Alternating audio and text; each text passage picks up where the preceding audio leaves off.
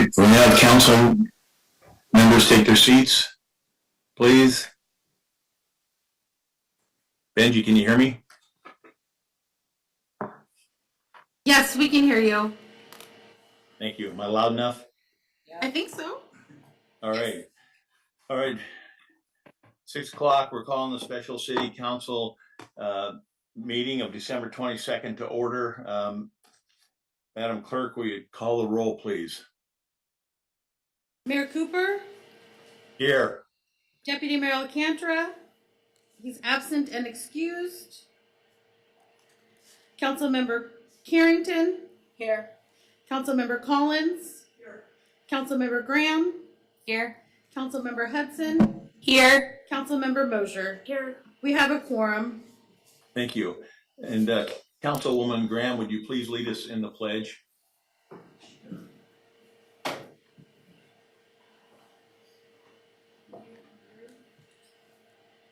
I pledge allegiance to the flag of the United States of America and to the republic for which it stands, one nation, under God, indivisible, with liberty and justice for all. Great. A little bit. Thank you. And we're on item D, approval agenda, wishes of the council. I move to approve. Second. Is there any discussion, questions? Madam Clerk, would you take the roll, please? Councilmember Mosier, Yes. Councilmember Carrington, Yes. Mayor Cooper, Yes. Councilmember Collins, Yes. Councilmember Hudson, Yes. Councilmember Graham. Yes. It's unanimous and approved. Thank you. Item E, audience participation. To remind everybody, you have 3 minutes per person. And please state your name and write it on the board if you need be. And I would like to have the clerk read the script, please. We're going to have you sign in, state your name, and 3 minutes per person. Council meeting rules protect your right to testify and be heard even if others in the room disagree with you. Council meeting rules also ensure that those attending can express their views if they do not interfere with the rights of others to see and hear the proceedings. At all times, order and decorum will be maintained in keeping with the civility and dignity of the legislative process. Please be respectful during audience participation. No disruptions to city business or threats of any kind will be allowed. Individuals who cannot follow these guidelines will be removed. Any threats against others could result in criminal prosecution. Please sign in, state your name, and 3 minutes per person. Whenever anybody's ready. I'll take it. Name's John Sherrock. Thank you. Yeah, you're the first one. You'll have to turn on the microphone. This one shouldn't give out on you, though. That was impressive. Yeah. I haven't started your time, by the way, just so you know. Okay. Can you hear me now? Yeah, and I'm going to now All start. right. The closer you hold it, the better online. How's it? I'd like to start by offering my condolences to the Cameron family. I had never met the chief, but I've heard from many that he was a man who deserved the utmost respect and admiration. I'd also like to thank the council for taking steps to save the golf course last Tuesday night. And please support submitting a FAA release of obligation for the Palmer Municipal Golf Course now before new airport planning begins, so this land use question is resolved clearly and permanently. At the last meeting, during a discussion about rezoning, a few citizens spoke out with concerns about the rezoning of residential land here in Palmer. Information about the possibility for Palmer's future is hard to come by, and unfortunately there is not a lot of reporting on the matter in local news. But what I did find made me raise a couple questions, and my first thought is that if the parcel that if the seller is now interested in selling or is interested in selling, has he reached out to any local home builders about the possible interest in purchasing the land for residential construction? I know a few families that would like to live in Palmer, but availability is always an issue, and 10 acres could be quite a few homes or duplexes, which would be great for working class families in the area. My second thought, after reading the council packet, is that the head of the Palmer Community Development stated that the city comprehensive plan is out of date and needs to be updated, but later in the same council packet, the comprehensive plan is referenced as the reason why the rezoning should occur, and I don't think it can be both. I think the correct action moving forward would be to first update the comprehensive plan, and then second, look into the best interests of Palmer. There was also a point raised a few meetings ago that we as a city needed to annex the lands around the fairgrounds and a few other areas to prevent anyone from building something that doesn't align with Palmer's small town feel. So I'm asking you, does removing residential property within the city boundaries and commercializing it align with that same small town feel? I hope that when, on a different topic, I hope that when choosing this new city attorney, the council will also aim for one that will keep with the same Palmer values. And I would like to ask if any of the applicants have any current or past dealings with council members or the city manager. Thank you for your time. Merry Christmas and have a Happy New Year.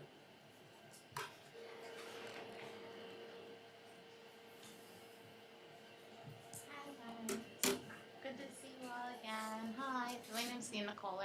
Can I have you write it down, Nina? I'm sorry, so we don't forget Yeah, later. for sure, absolutely. Thank you.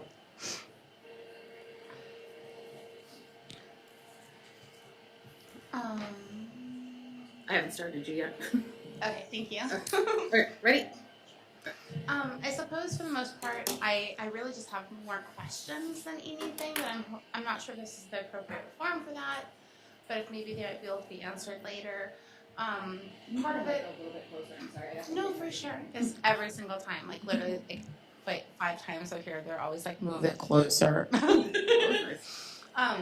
Kind of following up with what John was saying, there is a big question about one of the firms and potential ties to an individual on this dais. And my concern, not attempting to be as pointed as I have been in the past, is that where a lot of the community has lost a lot of trust in this individual. My concern is that if we go with this firm, that it may be perceived to be a continuation of family ties and interests and whatnot, which we really need to move away from. This city has been through so much with certain positions in the past few years, and I love this town so much, and I know you all do too. So anything that could avoid the appearance of impropriety or anything like that, I really feel is incredibly needed and beneficial. So I guess that's my question is, public records indicate that there is a connection to individuals involved in the council, and I'm really concerned of how we can trust that in moving forward. My other question is, with a firm out of state, I believe Boise, how do they know us?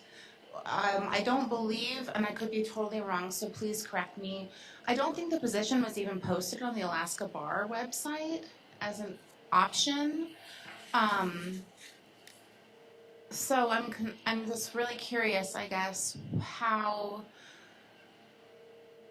an attorney from out of state who's going to be harder to connect with, different time frames, different billing frames, different everything. I mean, sure, there's reciprocity and whatnot, but wouldn't it be more, I feel like it would behoove us more if we had a firm that was local, that knew Alaskans, knew Alaskan politics, knew Palmer, knew Pomeranians, you know. It just seems like we're backed into these two positions where it's either a person who used to work for another person on this dais, or a firm that used to work for the dais and didn't connect with people well and didn't communicate well? Thank you. Hi, friends. I didn't expect to talk, but I thought about something that was kind of interesting to me. My name's Caden Jennings, and I am going to write it down as I speak. Thank you. So that land, sorry, I guess I can't write and talk at the same time. Let me pause you then. You're good. No big deal. I'll be quick. Okay. So the land that is getting rezoned would be for cruise construction, right? Something that I thought about was, and this was in the news as well, is 99% of the work they're going to be doing out of that building that they want to build there is not going to be done in Palmer or I guess the greater Matsu Valley area. So my concern with that, at least as somebody who pays sales taxes, like, is that new building going to generate the city of Palmer any new revenue? And obviously everybody's kind of got the same idea about, Palmer's already very low on land that's available for people to build houses and such. So I guess the question would be, would it be beneficial for the city of Palmer to change that land for a business that isn't going to actually provide any sales tax revenue to the city of Palmer or anything like that? I guess it would only provide, if I'm correct, and you guys can nod or say yes or no, it would just provide property tax. Is that right? I don't know. But it is something that I thought about just as people were speaking throughout the last very big meeting, would they provide any revenue for the city of Palmer? And if not, is it in Palmer's best interest to rezone that land or tell them, hey, this land is already residential. We already have a residential problem here. It might be beneficial to allow, somebody to come in and build houses instead. So that's just something I thought about. Figured I should put it into perspective for you guys, since I guess everybody says I'm really good at that. So, but from my perspective, I'm like, well, why would we change this land use to commercial when we already have a residential problem, and the commercial person going in there is not going to essentially provide any sales tax revenue to the city of Palmer? And I'm pretty sure that's openly public, because I know he was interviewed, Dave Cruz, and he was like, hey, 99% of the work we do isn't even here. So we're not going to store anything there. It's just going to be an operations place. And obviously you can't charge sales tax if you're not doing stuff in the city itself, right? So that's my thought. Anyways, thanks. Have a happy holidays.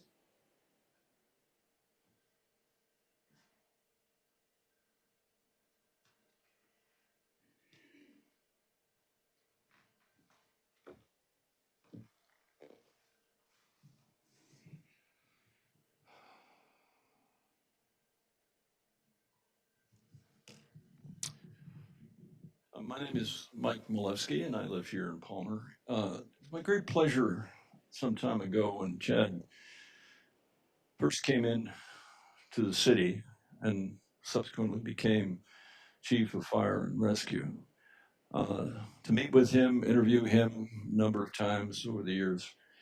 I thought there was one thing that I could bring forward here, as many of you know, that when he applied for the job, he studied Palmer. As many of you know, he came from Juneau, where he was very familiar with Alaska and the rest of it, but he knew where Palmer was. But by the time he arrived here, as if you speak to people who interviewed him, he came with a very large three-ring binder. And it's my sense that over the years, and I've watched and participated in the interviewing of many, many people for various jobs, whether it's a manager, or perhaps legal representation, whatever. The thing that I always looked for was, how much did that applicant know about the city of Palmer? And the reason why I bring him up is because I think he set a pretty high bar. And I know tonight you have interviews to do for a very important position. And I thought it would be good to remind and think back about what it takes. It doesn't matter what kind of experience a person brings to the job.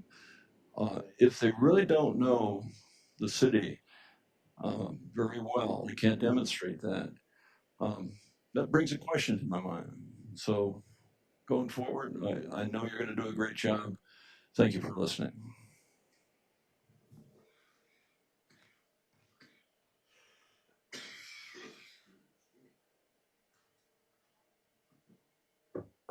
Are there any other folks who want to come forward and speak to the council?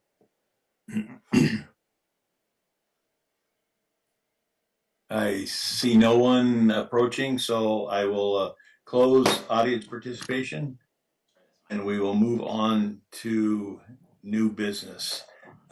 Before we actually get into the interview process, on the table you have seen that there are rating descriptions on there, 0 through 5. Those are to help guide you and provide a little bit of direction in your decision making process.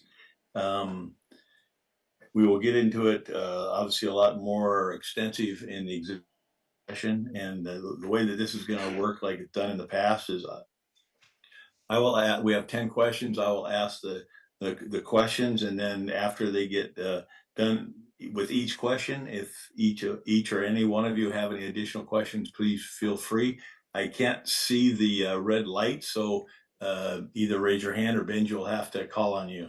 So with that, we'll move into the interviews of the General Counsel Legal Services, and Malik are up first. And I think that's Mr. Luce. Really quick, Mr. Mayor, I just wanted Yes. just make a quick conflict of interest statement. Does anyone have a conflict of interest or any relationship that they would like to disclose at this time? Councilmember Graham? I would like to make the disclosure that the, I can't pronounce first name on the attorney firm, but the Bennett and Bloomstein request for proposal, they were, or at least Leslie Mead was the city attorney for the city of Wasilla while I have been an employee there. I worked with them in an official capacity just as a records custodian for the city of Wasilla Police Department. No other or any ongoing relationship with them other than just familiarity just from working with them. I don't even know how many years ago, like So, no more financial than interest. 5 Yeah. easily. So Yeah, I don't just want to make that of interest per the definition. Okay. And then I also wanted to disclose that I also worked with Leslie Mead 15, 17 years ago, and I probably haven't spoken to her in probably 12 plus years, but out of transparency, we just wanted to let everybody know. That's all we have, Mr. Mayor. Thank you. All right, thank you. So, Mr. Luce, if you'd like to just introduce yourself before we get involved in the questions, or give an update on or where we're at and where you are, and let us know a little bit about your company, please. Great. Thank you, Mr. Mayor. And thank you all for inviting me to participate tonight. It was interesting to hear some of the public comments. And for those of you who don't know me, which is probably everyone in this room, I grew up in Wrangell. I am a graduate of Wrangell High School. I came to Wrangell in the 2nd grade. And I have moved back to Wrangell part-time. I'm the borough attorney for my hometown. And it's one of the greatest honors of my life to be able to do that. So, and I'm licensed in the state of Alaska, obviously, and am enjoying that so much. It's, the people that are on the council have the same last names as the friends that I went to school with. And in most cases, they're sons and daughters and sometimes nephews of people that I grew up with. So in terms of rural Alaska, I'm quite familiar with the lifestyle up here, the people up here, the values up here, the hometown feel up here, and how important community is. We're struggling in Wrangell right now trying to balance the tourism and keeping Wrangell. And I have no doubt that there are similar issues going on here as well.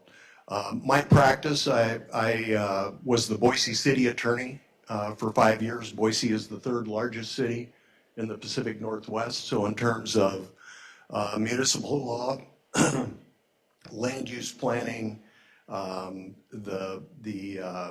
all those types of things from Robert's Rules of Order and that kind of stuff are ingrained and just naturally there. Our firm specializes in business law, the municipal law side, and we do healthcare. So healthcare centers like Matsu Health Services here we represent some of those smaller health centers up here in Alaska. We do work with the Alaska Primary Care Association, which is the overriding umbrella for that group. And I've had the luxury and the opportunity to work with Kevin Munson, whom most of you or many of you may know. I think Kevin retired this week or maybe last week. So that's what the firm does. That's a little bit about who I am. And once again, I just thank you very much on Christmas week for hosting me. Mr. Luce, thank you. Thank you for coming up from Wrangell. I know you had a little bit of business up here, but thanks for making the journey up to Palmer. We really appreciate that.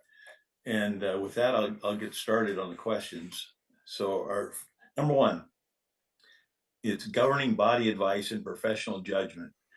Describe your experience advising a city council or similar governing body.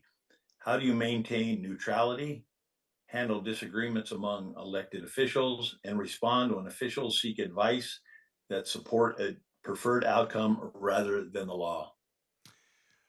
Well, that's a very good question, Mr. Merritt. There's a tension between, especially in the land use side, between private property rights and zoning and regulations that come along with those kinds of things. And so the planning and zoning commissions deal with those almost every other week, where somebody wants something and somebody doesn't want something. The so-called never in my neighborhood kind of those kinds of folks. And so from my perspective, I have to provide clear guidance on what the law is. Is it legal? Is it not legal? Is it somewhere in this gray area? And the policy decisions come from you all as to how to land that particular airplane. The part of my role is to give risks. What are the risks? What are the problems? Are we going to get sued if we go down this road? And I'll give you a couple of examples. And I know that these are particular issues that are going on up here. We developed a very extensive city code in Boise on these alternative modes of transportation, the scooter stuff. And the struggle there amongst council members of folks who wanted to see the scooters everywhere, in the streets, on the sidewalks, no helmets, basically no regulations, no speed limits, and then the folks who didn't want it that way. And we had a number of work sessions where we went through those various items. I think we also even had a town hall meeting or two with that to get input from the community.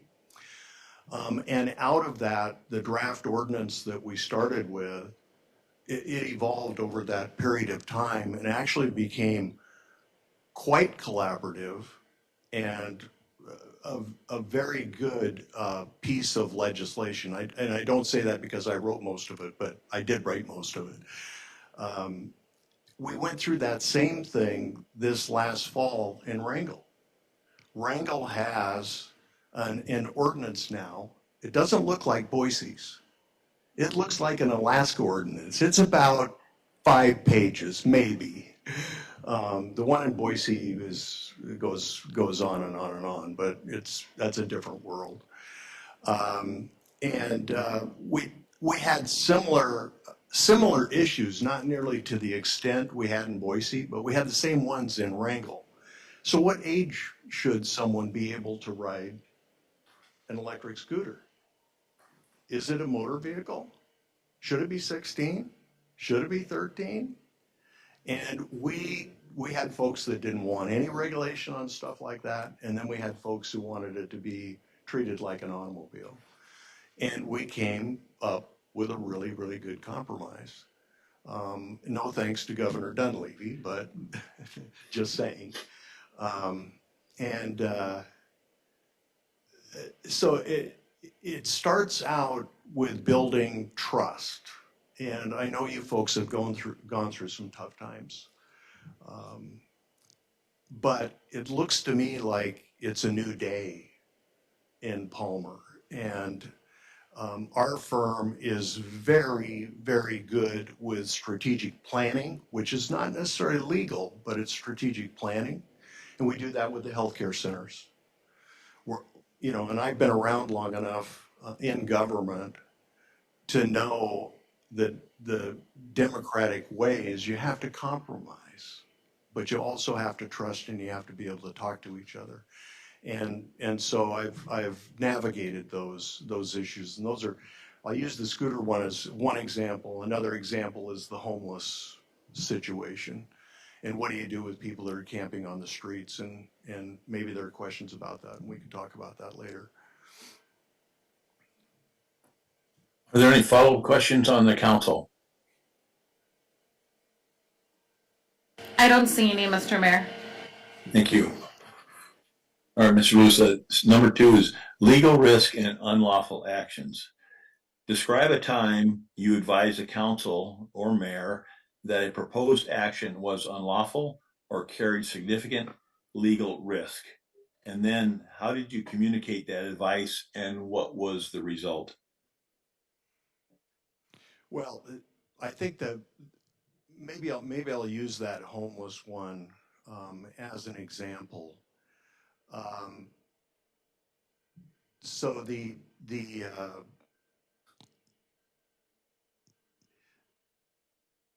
that particular issue involves a lot of due process rights, as you guys know, and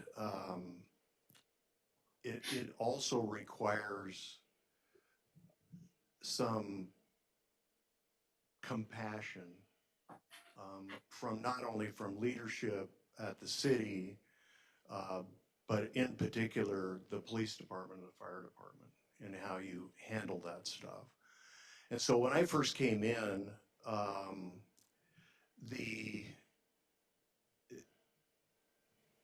it was a little heavy-handed, shall we say, in terms of how folks were being dealt with, and the legal liability that goes along with not respecting somebody's due process rights. Loading them into a squad car and taking them down and putting them through that process isn't necessarily the best way to resolve the situation. It also puts the city at risk. And so once again, with the mayor, the chief of police, fire chief and whatnot, and they had an executive leadership group in Boise on the city council. We talked through, so what is the end game? What do we want to accomplish? And came up with city code they were headed down a wrong direction. And we talked that through, and it's up to me to lay out the risks. But at the end of the day, if I've laid out the risks and the council wants to go in a direction contrary to legal advice, it's not a good idea. But if that's what they want to do, they are the elected officials, and they can make that decision. In this particular case, they didn't go that direction. And we ended up with a city code that was upheld 3 times by a federal district court judge in Boise as being constitutional, respecting the rights, and yet giving the police department and the fire department tools that they could work with. Because if you don't handle these situations, you end up with a health situation. Our officers were down in these encampments cleaning them up every morning with hazmat suits on. That isn't fair to them, and it's not fair to the people that were in those camps. So we actually did a sweep. We moved everybody out pursuant to the ordinances. Nobody got hurt. Nobody was jailed. Nobody got sued. And it was based upon a declaration of a health emergency that I signed pursuant to state code in Idaho. Believe it or not, the city attorney has the authority to do that. It went off without a hitch. And when I look at places like Seattle, Portland, San Fran, and it hasn't gone the best way that it could have gone. But that's probably the biggest example I can think of where they were headed to trample constitutional rights and get sued, and we avoided that. And we don't have a homeless situation in Boise at the current time. Thank you. Any additional questions? Seeing nobody raise their hand. Moving on. Number 3. Municipal law expertise. What areas of municipal law are your strongest, and in which areas do you rely most on outside counsel? Well, for me personally, the strategy piece, I think I'm quite good at. I had Mayor Beater, who was the mayor in Boise, he used to say that I was a very creative lawyer, and I think I am. I'll look at something and can generally come up with an alternative or a solution, or maybe it doesn't get you all the way there, but it gets you 90% there. And I'm pretty good at that. I'm also, some people like tax law. I never really gravitated that way, but I like the right code. And it came out of my work at the Department of Health and Welfare in Idaho. I was a deputy attorney general there. I was also the director of child protection for the state of Idaho for about 5 years. And I learned how to write code, and I like writing code. And so most of the code, if we end up getting selected, most of the code that I'll work on, that you would see come out of our firm, would have my hands all over it. I just happen to like that. I brought an attorney over with me by the name of Kim Smith. She worked with me at the city of Boise, and she is our land use guru. I know land use, but she's better at it than I am. And she likes it, which is a key. She, in addition to practicing law with me, she is actually planning and zoning commissioner for the city that she lives in. So she does, and they meet every week. So she's in the weeds on the ground, in the weeds with planning and zoning, and then also from a legal perspective. So that would really be, otherwise the general municipal law, I mean, we're well versed in that. And the land use one, I guess, would be the one I'd say where we actually probably have somebody who's better at it than I am. Thank you. Questions from the council? Yes, Ms. Graham. Sorry. So one of the section parts of that question was which areas do you rely most on outside counsel? What are the ways in which you, if you don't have somebody that's a partner in your firm that has an expertise in a specific topic that comes up or specific situation, how does your firm handle that? Well, on the municipal side, I really haven't seen that. You know, where we've gone outside. I mean, the area where I do see it is bonding with bond counsel, and that's such a specialized area that most of the city. I mean, Wrangell goes to Seattle for bond counsel, but if I mean, when you get these contracts back, who signs off on the bonding piece? I do. But it's relying on what bond counsel does. So, and it's not really somebody where I've gone out and tried to find that. But otherwise, from contractual stuff to the other area, maybe environmental law, you might reach out. But the stuff in Wrangell so far, I mean, this past year we haven't had to do that, and there have been a number of environmental things. There's a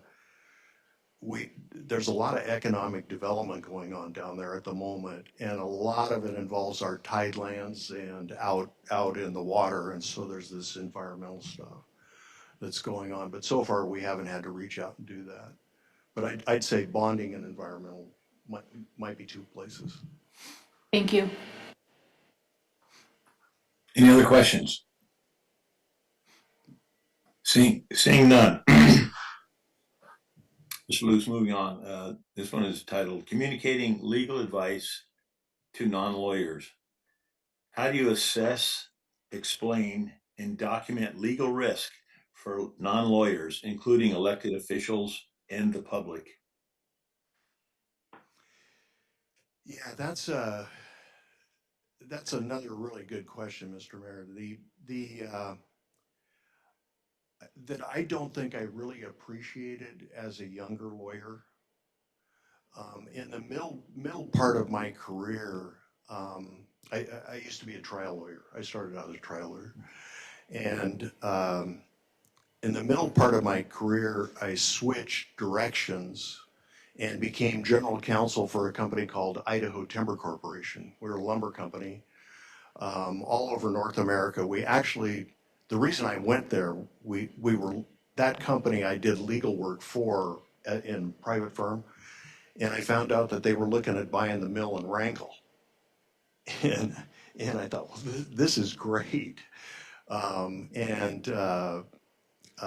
ended up going in house for them. We didn't buy the mill in Wrangell, luckily, because the timber industry went away. But that experience with Idaho Timber Corporation taught me and got me to the core of your question. There were two people in that company that had gone to college, the CFO and me. The primary owner of that company said he graduated from high school, but I'm not sure he did. And no one else in the company had taken any classes beyond high school. So I came in there, you know, it's general business stuff, human resources, contracts, you know, soup to nuts, everything you can possibly imagine. And you couldn't go in there with a high and mighty type of attitude or language or anything like that. And I learned how to take legalese out of that. And it's continued with me. You know, I was with Idaho Timber, I think 13 years or 14 years. And I've taken that with me ever since. And I think that folks that work with me appreciate somebody who doesn't talk like a lawyer, who doesn't act like a lawyer, who doesn't come across as all-knowing, all-seeing. And I think it was that experience at Idaho Timber. I think it was growing up in Wrangell, that community piece that you get. Um, and I remember at Seattle U telling my counselor, yeah, I think I'm going to go to law school. And she said, well, you can't write and you don't know how to speak. And I thought, wow.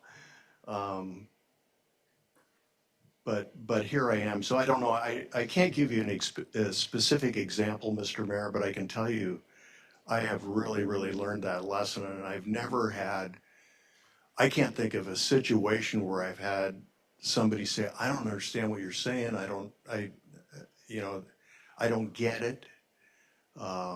Explain it again. I really, really work hard at doing that and making sure people understand the risks, the benefits, and what this decision is going to result in.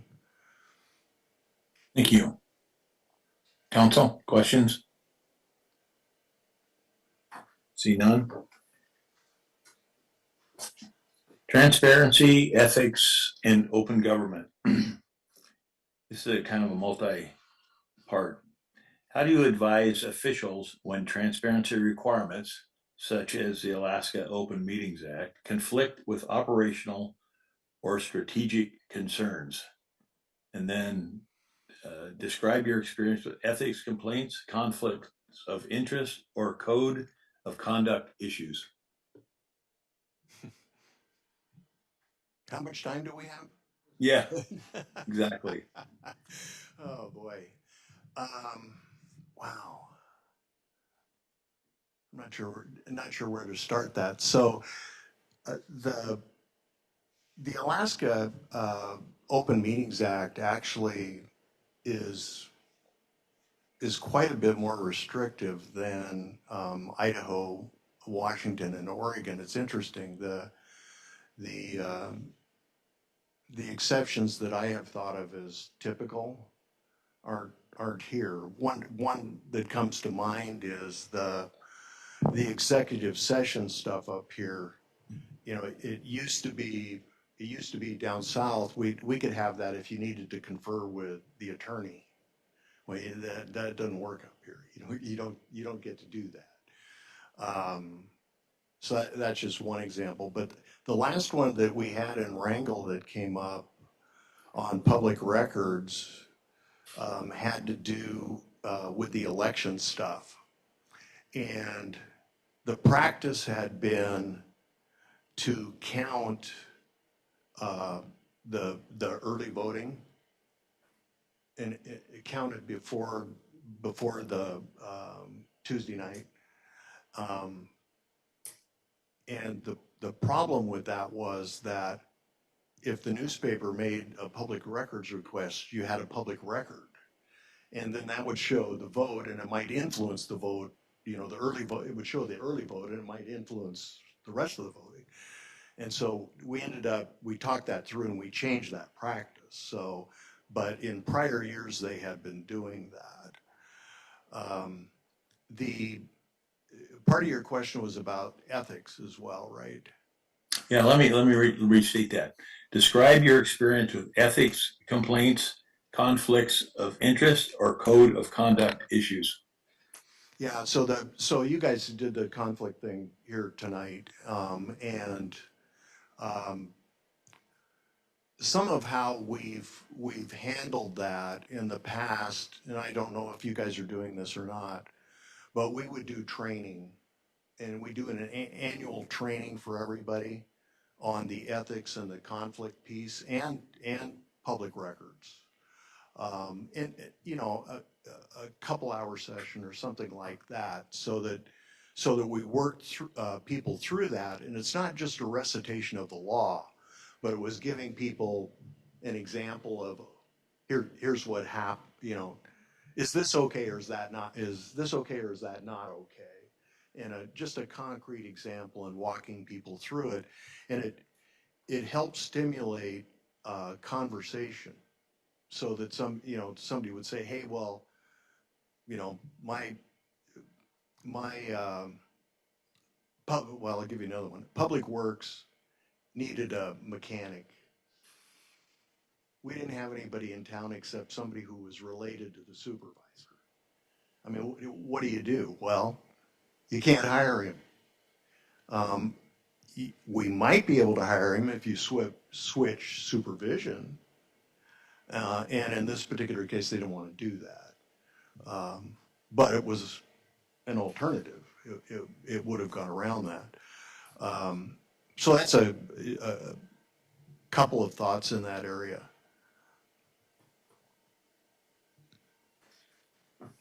Yeah, Ms. Hudson, do you have a question? Yes, more of just a follow-up. So it sounds like you have a lot of experience with the Code of Ethics and the Alaska's Open Meeting Acts and Code of Conduct issues. It sounds like you have a lot of experience with those things. Oh yeah, I mean the public records thing and open meetings are. I mean, it's part of your day-to-day what you have to think about in the role that you're in, and so it's always front and center. From publishing the agenda, holding it open until the Monday, and putting stuff in late isn't the best practice. Not the way. It's not really the best way to do that. Are there exceptions? Yeah, well, maybe, but our meetings down in Wrangell are on Tuesdays. They were on Tuesdays in Boise as well, and so the cutoff was Friday.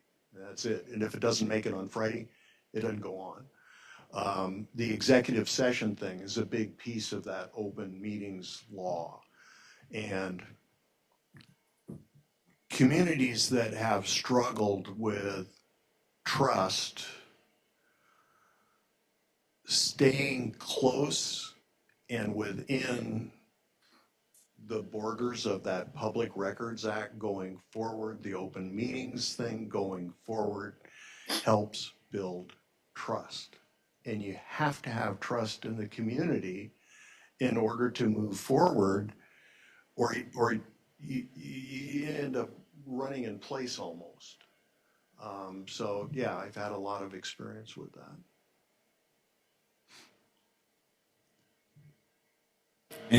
Anyone else?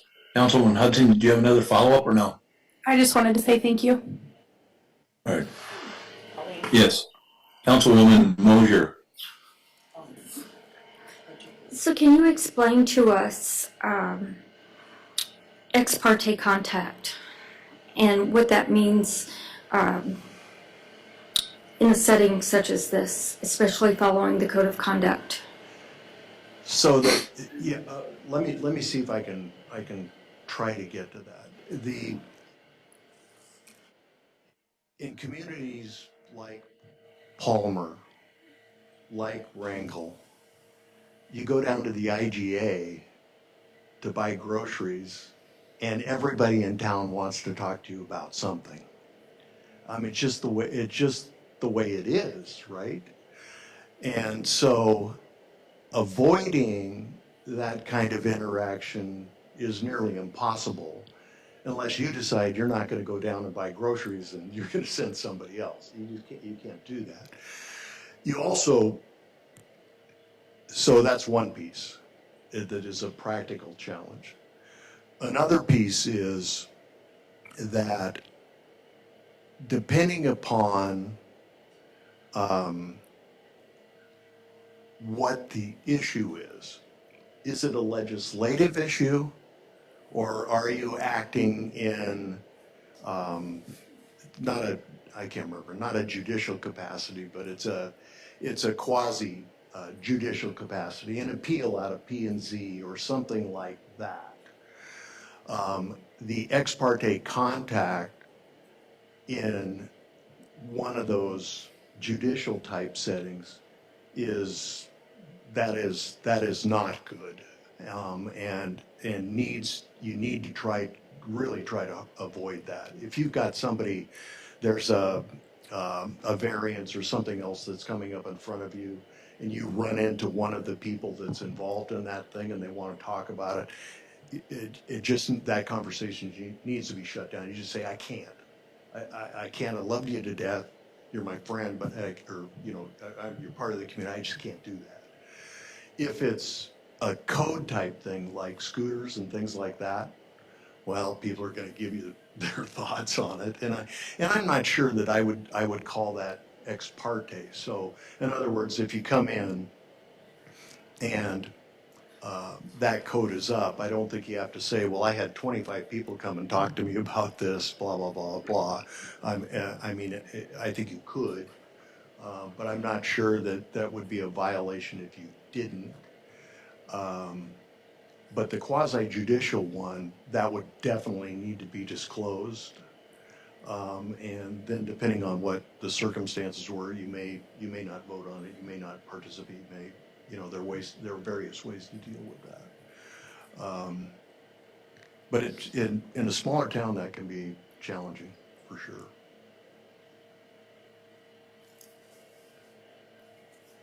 Yes, Councilwoman Collins. Thank you. A little, I guess, follow-up question on the conflict of interest. If a situation developed where there was disagreement at a city council meeting on the dais as far as whether someone did have a conflict of interest and therefore was or was not able to weigh in on a particular issue, how might you approach that sort of situation within the context of a city council meeting? Well, in full transparency, I have not looked at that in what you guys have in your code in terms of disclosure and whatnot. But I certainly will if we're hired. Secondly, if the question, if the mayor or someone else, you know, wanted advice from the city attorney, then that advice would be given in public. And it's going to be based on whatever your code says, to the best of my ability. And then once again, it's up to council, or it's up to the city council to make a decision on that.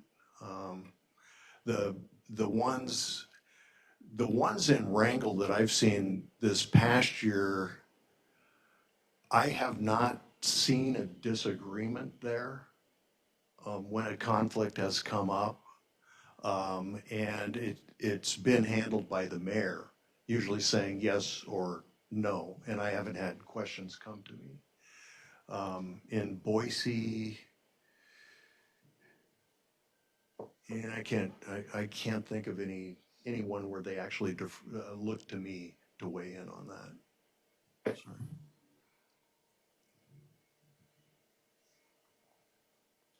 Councilwoman Graham, did you have a question? Or are you just, no? Any other questions on this issue? All right, moving on. And this one is another, multi-worded, maybe we'll try to take it a little bit at a time. Titles: Employment, Land Use, and Contracts. Describe your experience with public sector employment matters. Example: discipline and termination. Next is land use and zoning, and reviewing or negotiating city contracts to protect the city's interests. And if you want me to repeat any of that, I'm more than happy to. Okay, those are two unrelated Right. items. That's like two different questions. Right. So in the public sector deal, I'll answer in a couple ways. So I went through 2 rounds of collective bargaining in Boise, both 2 rounds for the fire department, 2 rounds for the police department. One of them actually went to binding arbitration, which was not a very good experience. And without knowing the specific issues and whatnot, I generally recommend against doing that. You, anytime you go to trial or you do arbitration like that, you've lost control. Essentially, is what you've done. You've given the decision making over to somebody else who probably doesn't really care. And in my experience, you're better off trying to reach some kind of compromise, even if it's not the one that you really wanted. Wrangle, um, I think we have fewer than 20, I think, that are union down there.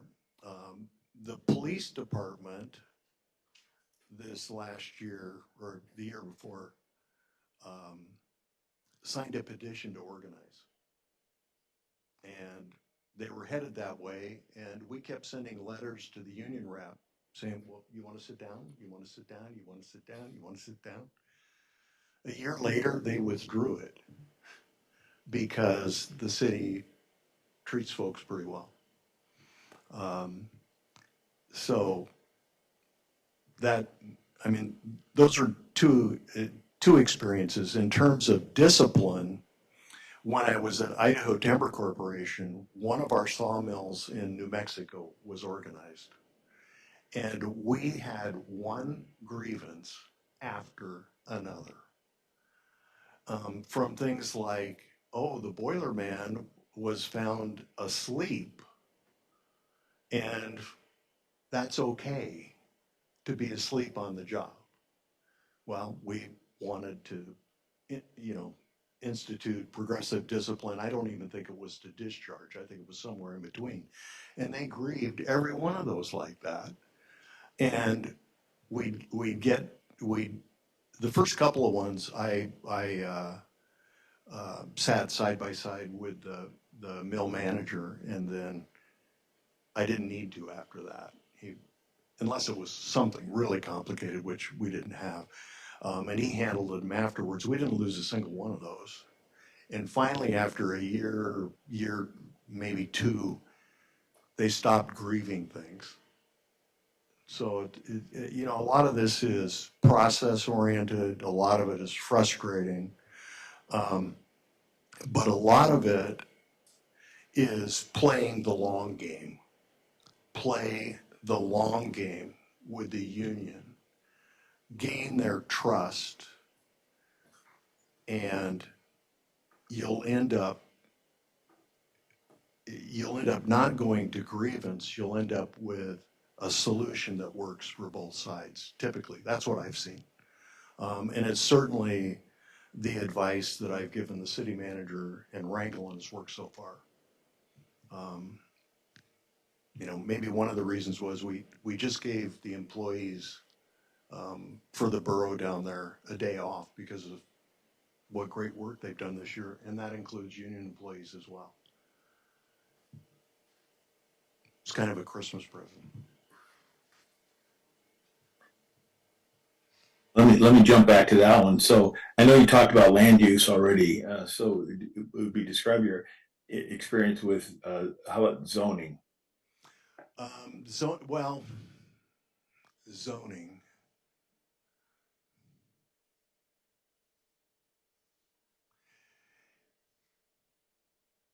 Well, we rewrote most of the code in Wrangle this year, and actually added something brand new down there, a planned unit development. I don't know if you guys have those here. I didn't have a chance to go through your code yet. But we were approached by the healthcare center, by Search, down there wanting to build housing for their employees.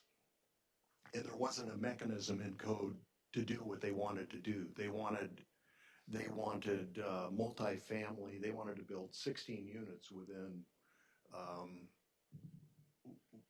within less than, I think it's less than 3 acres or less than 5 acres.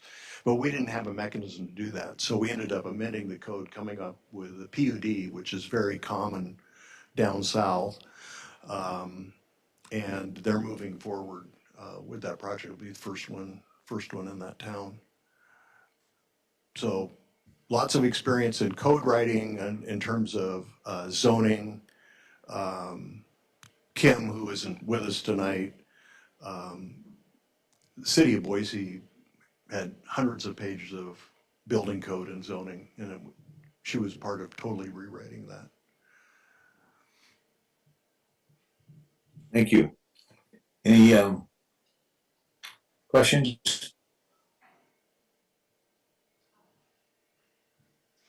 Yes, Ms. Graham. Okay, I'll go first. So I know you'd mentioned that you have a lot of experience with labor unions. What is your experience with dealing with employment matters that do not involve union arbitration, union grievances, and that whole separate section of issue? Yeah. So we act as general counsel for a lot of these healthcare centers, Oregon, Washington, Idaho, Utah, Wyoming. We're not in California. So you have run of the mill, and I say run of the mill, but you have, during COVID, we had the people that didn't want to play by the rules, and people that didn't want to, stay home or follow any of that. And so there were disciplinary actions there. We have people that sign employment contracts in these healthcare centers that they seem to think the contract works for them, but if they want to leave, they can just leave. And they don't have to pay back the stuff that the contract says they're supposed to pay back, like the moving allowance and, all of these other kinds of things. The, ADA, the age discrimination, all that kind of stuff, I have dealt with throughout my career. Kim, the same way, has dealt with that kind of stuff. So very, very familiar with those laws. And I guess I can't say that I really like employment law, but I certainly know how to handle myself in that arena. And I can't think of so while I was the city attorney at Boise, I can't think of a single time we had an employment lawsuit. They have had so many since we left, and it's because they're not following the rules. And it's unfortunate, but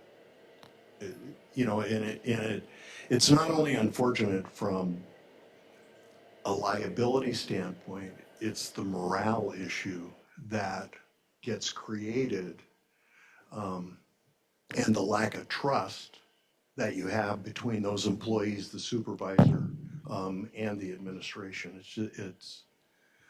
It's not worth it, in my opinion. Councilwoman Collins, did you have a question? It got answered. Thank you. All right, thank you. Any others? Okay. Sir, next item is litigation, settlement, and risk prevention. What is your philosophy on litigation versus settlement for a municipality, and how do you work proactively to reduce the city's legal exposure? Well, I think, Mr. Mayor, if it's okay, I might answer the last part first. Because if you are really good at managing risk up front, that saves you at the end in the back end. And by that, I mean, I think I told you earlier, I was a trial lawyer to begin with. And so that type of experience gives you an eye to spot issues. So when you look at a contract, you go, boy, oh boy, so here's the risk. Here's the potential liability, and you try to minimize that kind of thing up front, whether it's contract, whether it's policy, whether it's code, whether it's employee relations. Trying to manage that up front is the best. Litigation, there's a reason that I'm not a trial lawyer now, and it has to do with kind of not seeing value in litigation. The people that win litigation are the lawyers. And I don't care what type of case it is, whether you're talking wrongful death where somebody's died, you're talking medical malpractice where somebody can't see anymore. The lawyers are the ones that make the money out of that, and you really can't make somebody whole through litigation. And so my philosophy on that is trying to come up with a reasonable compromise, because you go down the road and you spend this money, and and uh, and then you turn the decision making over to a judge or a jury. I had somebody tell me really early on in my career, and they said, so if you have an important decision to make in your life, should I get married? Should I have a child? Should I go to school in Alaska or school in Hawaii? Would you walk down the street, ask 12 people you don't know what you should do, and then do whatever it is that they tell you to do? Is that the way to make a decision? Is that the way to live your life? And I'd say no. And I just saw so many cases where we went to trial. You get a result back. Yeah, the lawyer won, I won, but at the end of the day, who really won? And it just so I would say that I'm certainly not afraid to try anything. Certainly not afraid. But I think it has to be based upon, yes, we're right, and yes, we are going to win this. You don't go into litigation lightly. The cities are well protected in that regard in terms of insurance and whatnot, but just the experience of going through it. I mean, if you're a primary witness, if you're a director, and to have your deposition taken or your judgment questioned, those kinds of, I mean, it weighs on people. So I probably spoke more than I needed to on that, but. No, thank you. Any questions? All right, seeing none. Number 8, role of the city attorney. What do you believe is the proper role of the city attorney within municipal leadership, and how should the city attorney work with the city council, city manager, and the city clerk? So the city attorney, Mr. Mayor, is the chief legal advisor to the city.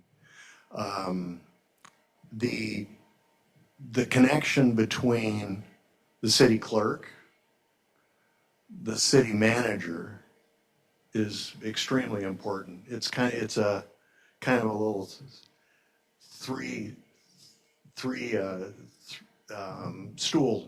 stool. All three of them need to be in sync. And that's cooperation, listening, and that kind of thing. The relationship with the council is extremely important as well. And we had protocols developed so that, and it was intended to be inclusive, where if a council member wanted a specific piece of code, we didn't really want, and I've not seen it work very well, where that council person then comes to the city attorney directly and directs them to draft something. The way that I think it works better is if council comes to an agreement, has an idea of what they want to do, and then mayor and the city manager or the city manager in executive leadership come and bring that kind of thing. You don't want to create decisiveness up front when you don't need to. So what I've typically done with the cities that I work with is we have a standing meeting every Monday or Tuesday. It's usually Monday because the council meeting's on Tuesday. And we'll just do a check-in on, okay, here's what's going on. We've got this employment thing, we've got this contract thing. I want to do an executive session on something. Is that okay or is that not okay? I mean, that kind of thing. And it can be 5 minutes or maybe it's an hour. But it's that communication piece. Sometimes it involves the city clerk, sometimes a director head if there's something involving police department or whatever. But it keeps everybody on that same page.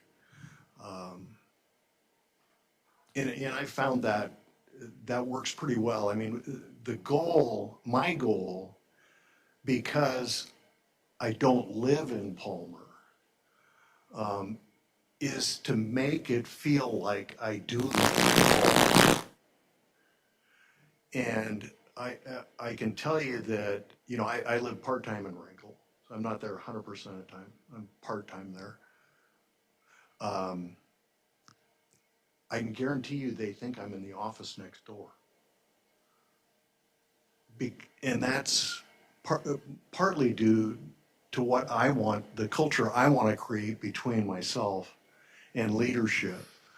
And I did that in Boise, I'm doing that in Oregon, I'm doing it in Washington, and I'm not in those places all the time. But it's that communication thing. Zoom is great, but you can't live on Zoom. And I can commit to you that if we are selected, you won't see me just once a year. You're going to see me once a quarter or maybe more. I came up from Wrangell this morning, I leave there at 10:30 and I'm here at 4. And so it's just not that difficult. But I think that connection is important. I also think there's one other thing that I didn't mention. The idea of, and I hope this is okay, Mr. Mayor, I'm a little off. Yeah, please. Off track here. I said something about we look to be strategic partners. And by that, I mean we're highly selective in our direction, where we're going and who we're working with. The firm is interested in partnering with people so that we all can make a difference. What that means is that sometimes it's better to be with a firm where you're one of few, not one of many. So a firm that may represent every city in Eastern Washington versus our firm where it's 2. And some of that philosophy comes out of my growing up in Wrangell. We were ignored by Anchorage and Seattle. We were last on the list. And we won't let anybody be last on the list. If I get an email from, Benji or the city manager, they're going to get an answer back like it's a text. I mean, I treat email from my clients as though it's a text, meaning that I'm going to respond as soon as I see that. And it might not be the answer to the question. It might be, I've got it. can I get back to you tomorrow? But something like that, and that creates that relationship of, I think he's just down the hall. And that's the type of thing I want to create here if we're selected. I also think that based on the little bit I've read about Palmer, and I have a number of friends that live up here that I went to school with, but I have a number of friends that live up here, that keeping Palmer is extremely important. And that may or may not be best served by Anchorage. That's my outside impression, and I think Wrangell would align with that as well. Bigger's not always better. Thank you. Questions? Seeing none. This kind of, that last question, sir, probably goes right into this one. Two council members ask you to draft an ordinance, and you know the mayor and some council members oppose, while others are undecided. How do you proceed? Well, if we don't have a protocol, and I would suggest we do create a protocol, then I've been down this road before, and I would try my best to redirect those two council members back, and to get a consensus. Because this happened in Boise, where we would get somebody very well intended wanting us to write something, and then we spend a whole bunch of time writing something only to find out, not going in up front knowing there was opposition, but finding out on the back end the majority of the council didn't want to do this. And so it's all of this time that has been wasted. City of Boise, we were employees, so I guess what was the cost? You do something like that up here, though, where you're hiring outside counsel on an hourly basis, and I mean, you've just wasted a whole bunch of money. So, my suggestion would be we don't have that scenario. We have a deal up front that stuff either runs through the city manager, runs through the mayor, and that we avoid that type of thing. Thank you. Questions? Okay, number 10. How do you advise leadership when a city action or development proposal is legally compliant but faces strong public opposition or negative public perception? Well, my role, the city attorney role, is on the legal side of things. The political piece doesn't reside with the city attorney. You guys know, and I know the assembly in Wrangell knows, when something comes up, they know whether they're going to take heat or they're not going to take heat.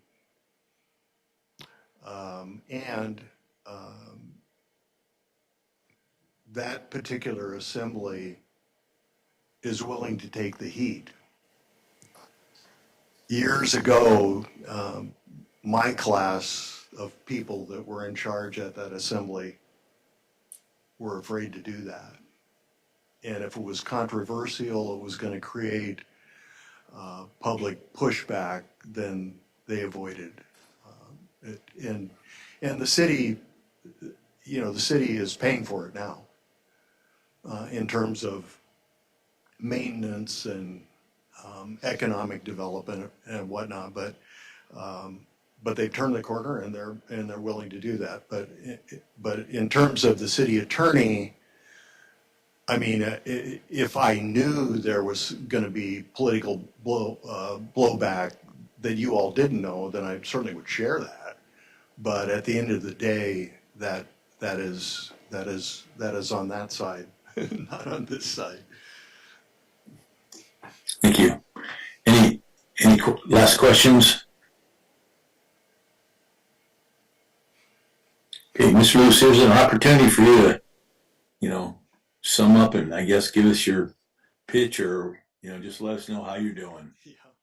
Well, I really do appreciate you guys having me up here. I mean, it's folks that don't do what you all are doing have no clue of the time commitment, the thoughtful process that you go through, and the decisions that you're trying to make going forward. They just really don't. And I think it's remarkable. So thank you for what you're doing for your community. For me, I would love to be a part of what you're doing. I think you've been through some tough times, but I think you're certainly trying to get to a better spot, and we're good at partnering in those kinds of situations. I love Alaska. I mean, here I am back. Wrangell's a place where, it's like I never left. I had dinner twice this last week with my best friend and my wife, who I married out of high school, out of Wrangell, is married to her best friend. I mean, where do you get to do that? Where do you get to do that? So you have something very special, very worthwhile and worth working for. I truly believe that at the end of the day, a lawyer's he's got lawyering skills, right? I mean, it's municipal law, healthcare law, whatever it is. But at the end of the day, it's not any different than anywhere else. The decisions that you make and the people that you select, they need to be the best fit. Turns out it's fit. Who do I think I can work with? Who do I think I can trust? I hope tonight you've gotten a little bit of a glimpse of who I am and what I could bring to the table. From my perspective, I think it might be good for Palmer to have, quote unquote, somebody from the outside.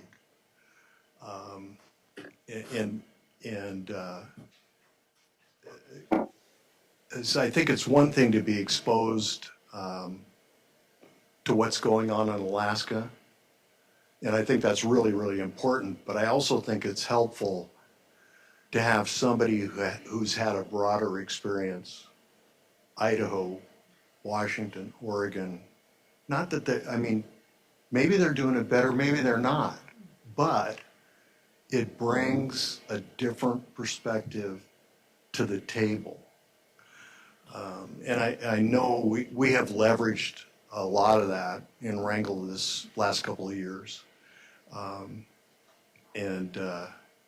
Like I said, it's been the joy of my life. So I thank you again very, very much. I hope you select us. But I know you'll make the best decision that you possibly can for Palmer. Thank you, sir. Council member comments? Anybody like to say anything? Yes, ma'am. I just wanted to say thank you so much for coming out, and it was a pleasure to hear from you tonight. Thank you.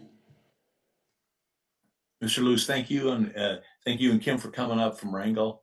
I know it's the mail stop from Wrangell, Petersburg, Sitka, Juneau, or Ketchikan, Sitka, Juneau takes a long time. So I really appreciate you coming out. Yeah. Thanks so much. Thank you, Mr. Mayor. Yeah. And council, if you would like, I'd like to have like a 10-minute break. Thank you, Mr. Mayor. Did you figure out who was in the building? No idea. I didn't see him. Did you guys figure out who was in the building? Yes. Oh, okay.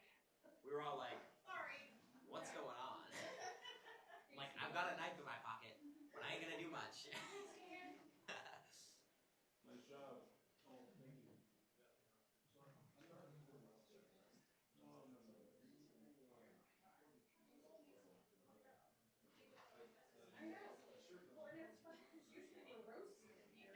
It's cold in here today.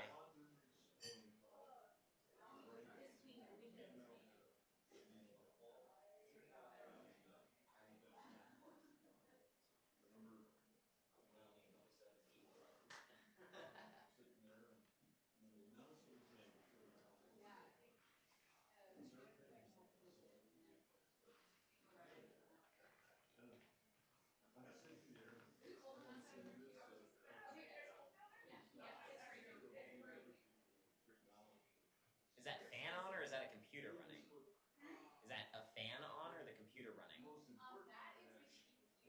Okay. Oh. Strange. Why wouldn't we heat inside air?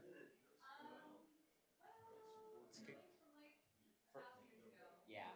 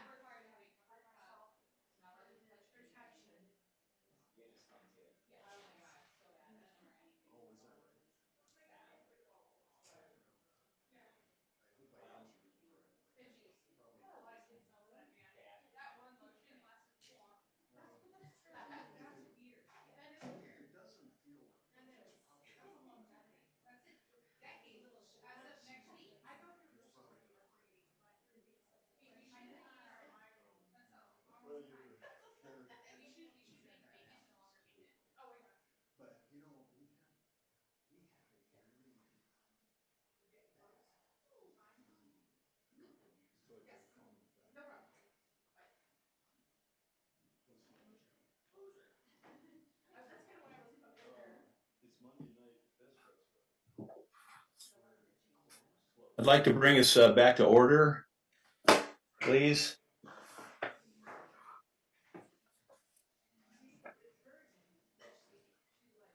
And I'd like to bring Anna up from Landy, Bennett, and Blumstein so we can interview them as well.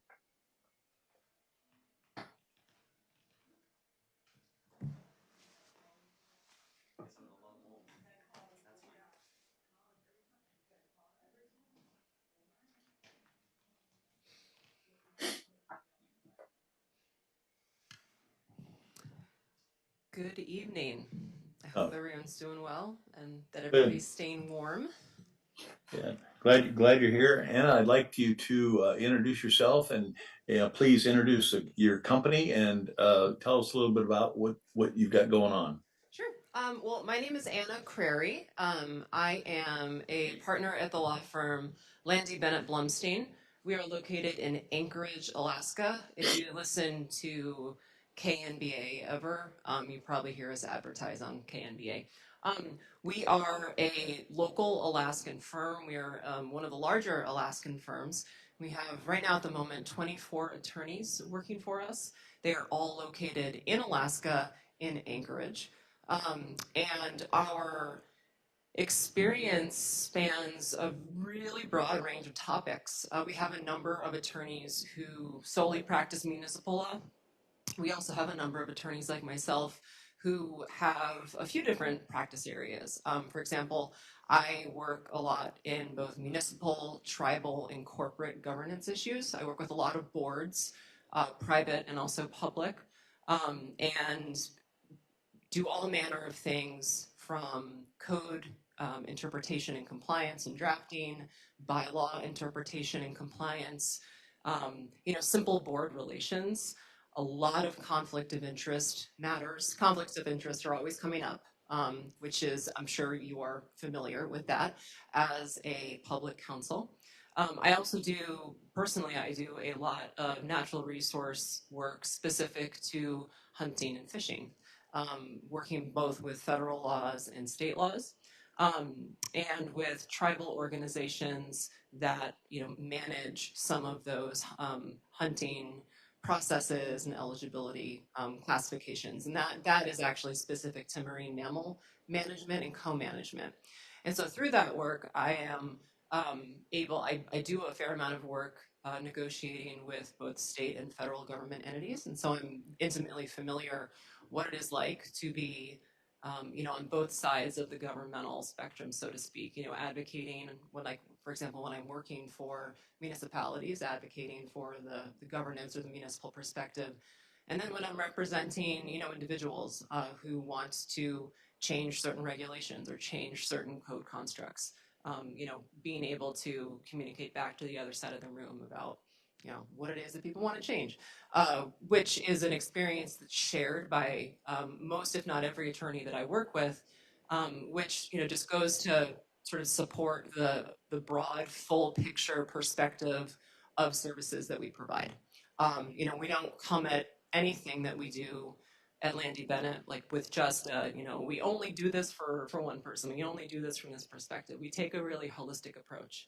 And we consider all of the elements that you need to consider when you are making a decision. And that approach is an approach that we take consistently regardless of the client. So if it's a native corporation, be it a village corporation or a regional corporation, if it's a family business or contracting family business, if it's a large municipal entity like the Northwest Arctic Borough, or if it's a smaller city council, we do the same. We take the same approach and we provide the same level of analysis and support for whatever it is that you need. Thank you, and thank you for coming out to Palmer. So same questions. First one is multifaceted. Describe your experience advising a city council or similar governing body. How do you maintain neutrality, handle disagreements among elected officials, and respond when officials seek advice that supports a preferred outcome rather than the law? And I can break that down further too Also, later. I'm taking notes so that we can. I'm trying Okay. to. So experiences advising councils. Some of the normal. So I'll just say typically we don't. I wouldn't share clients that we had, but because all of the municipal clients that we've worked with are obviously public records, and you can it's publicly known information. Landy Bennett in the past and presently has worked with municipalities like the North Slope Borough, the Northwest Arctic Borough. We've worked with the city of Wasilla previously. We do currently do some work not as sole primary counsel to the Anchorage Assembly, but as sort of outside counsel on very discrete issues.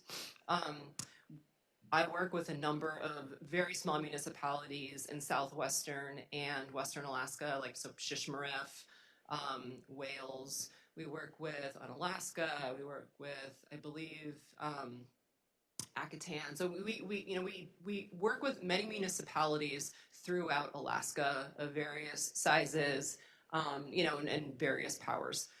It is a given that every council member has a different opinion or perspective about a proposed ordinance, and when that is apparent in either council discussion following the introduction of an ordinance, I think that the role of the attorney and the way that I've handled that personally and the way that I've seen my colleagues handle that is to one, always be cognizant and advise the council or the individual asking for that advice. This is what your code says. So what does the law say, right?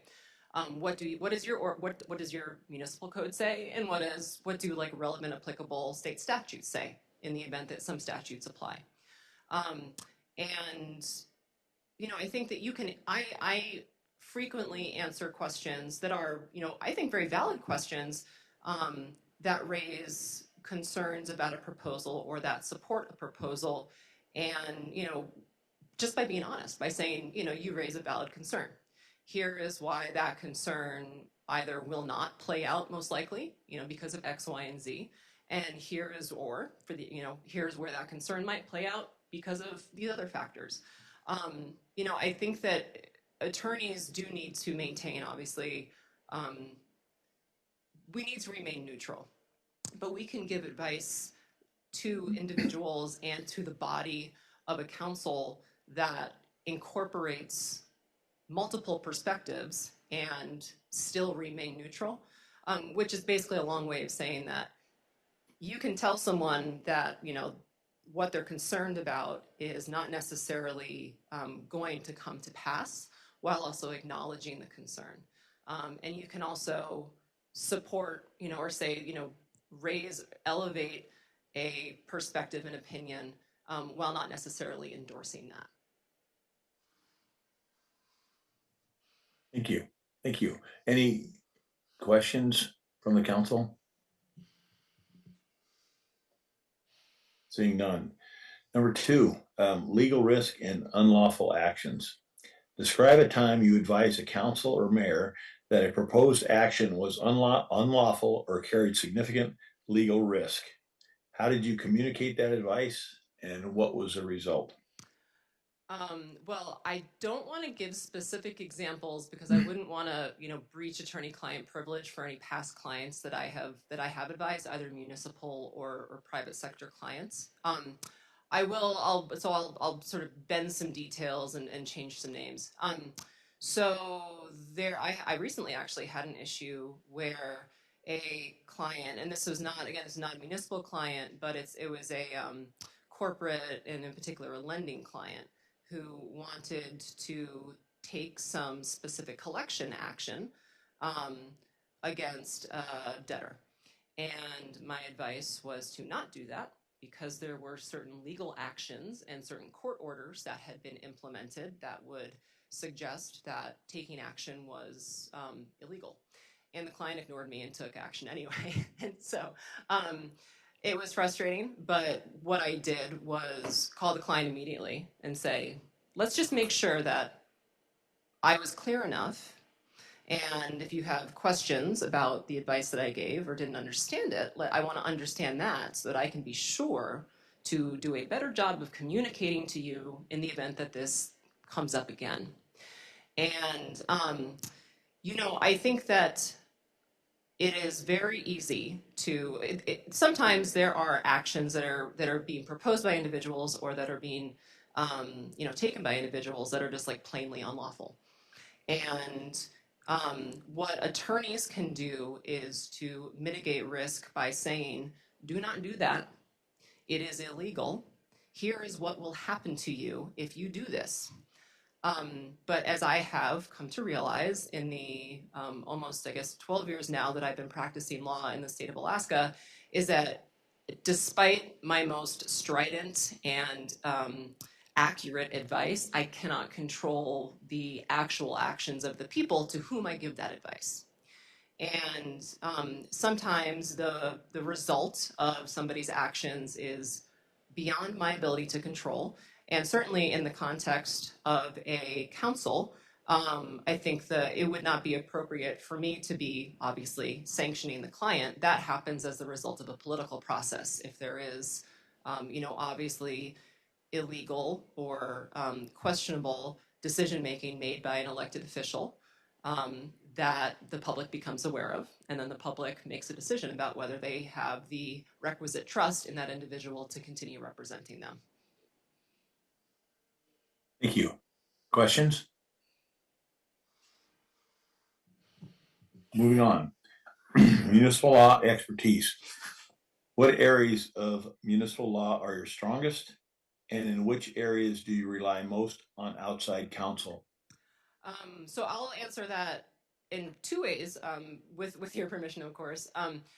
Specific to myself and then specific to my firm.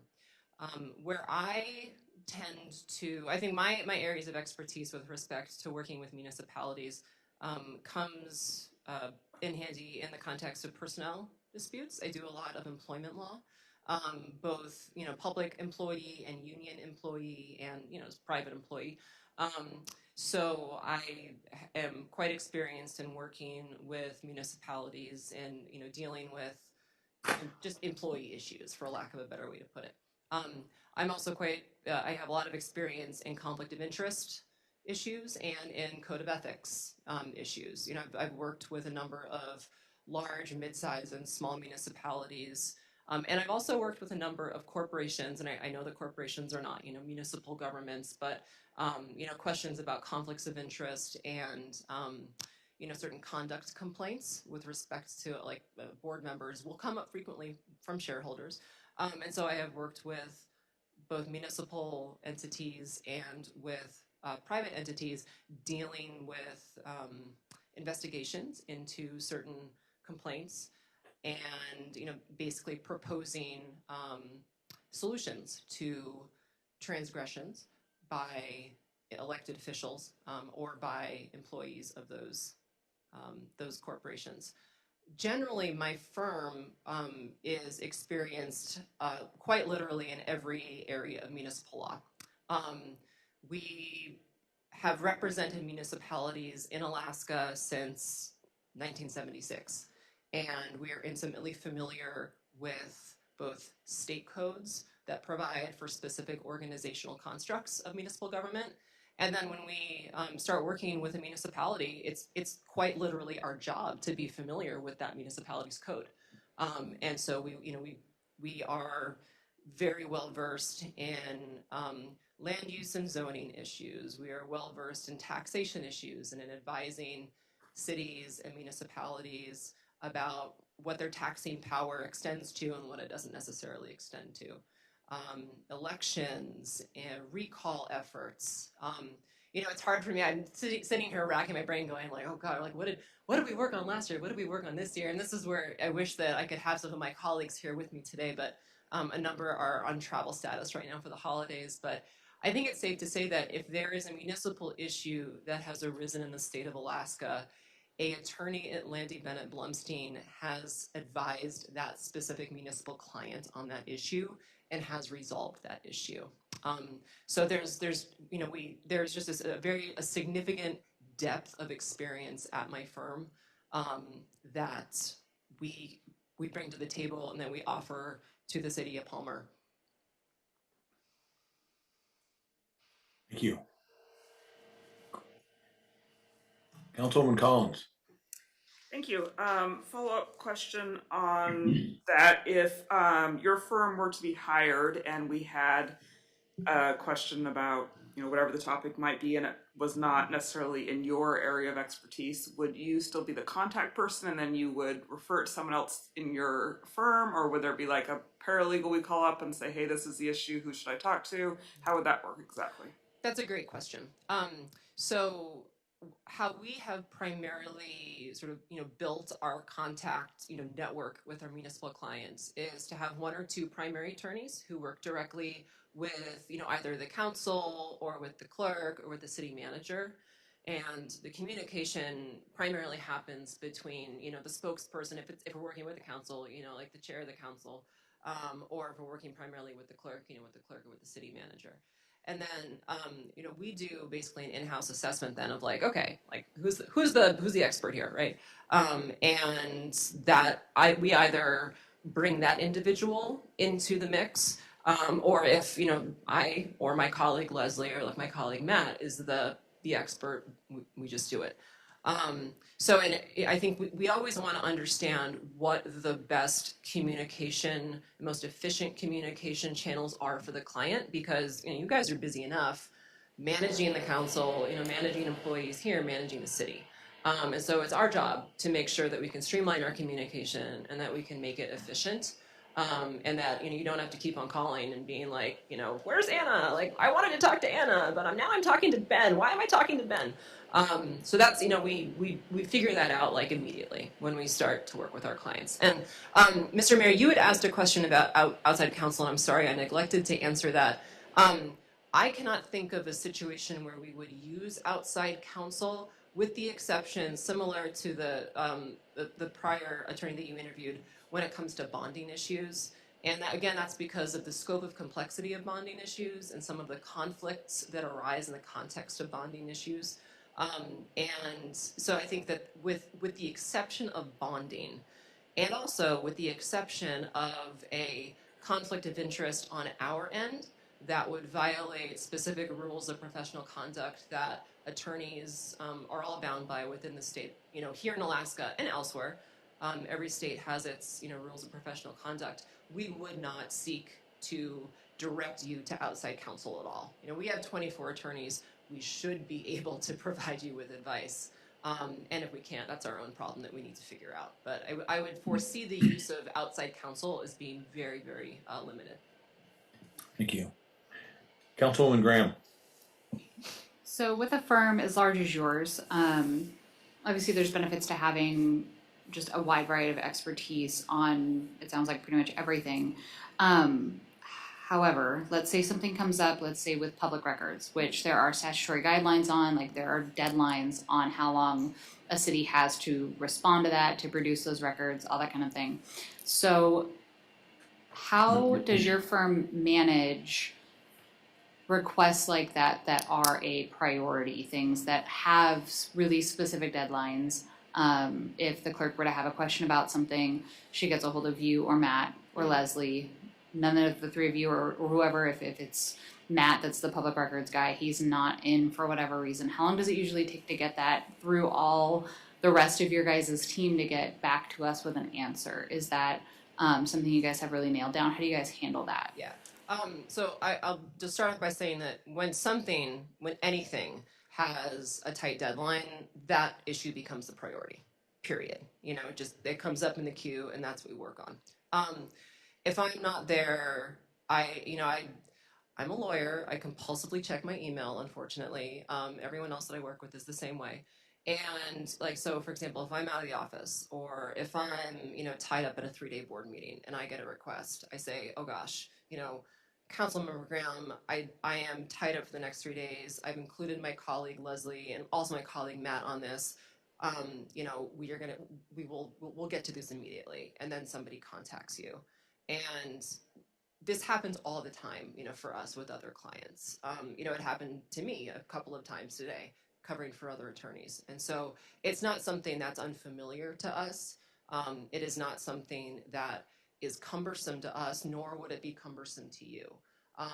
Part of our responsibility in working with any client, and in particular a public entity in a municipal government, is that when you have specific statutory guidelines that you need to comply with, or else you face legal risk, it is incumbent on us to ensure that you do not face that legal risk because of a mistake that we make, or because we're busy doing something else like playing golf, or we're like on a plane somewhere. It's just ingrained in us that is what we do, and we have done that frequently enough and with sufficient success. I would say that we manage that well enough in house so that we can provide good results to our clients. Thank you. Any other questions? All right, Anna, moving on. How do you assess, explain, and document legal risk for non-lawyers, including elected officials and the public? So I think it's the sort of classic situation of how do you, as an attorney, explain something that's complicated to people who might not understand the words that you're using. I'm a mother. I have a 5-year-old and a 9-year-old, and I have to do this every day, with them.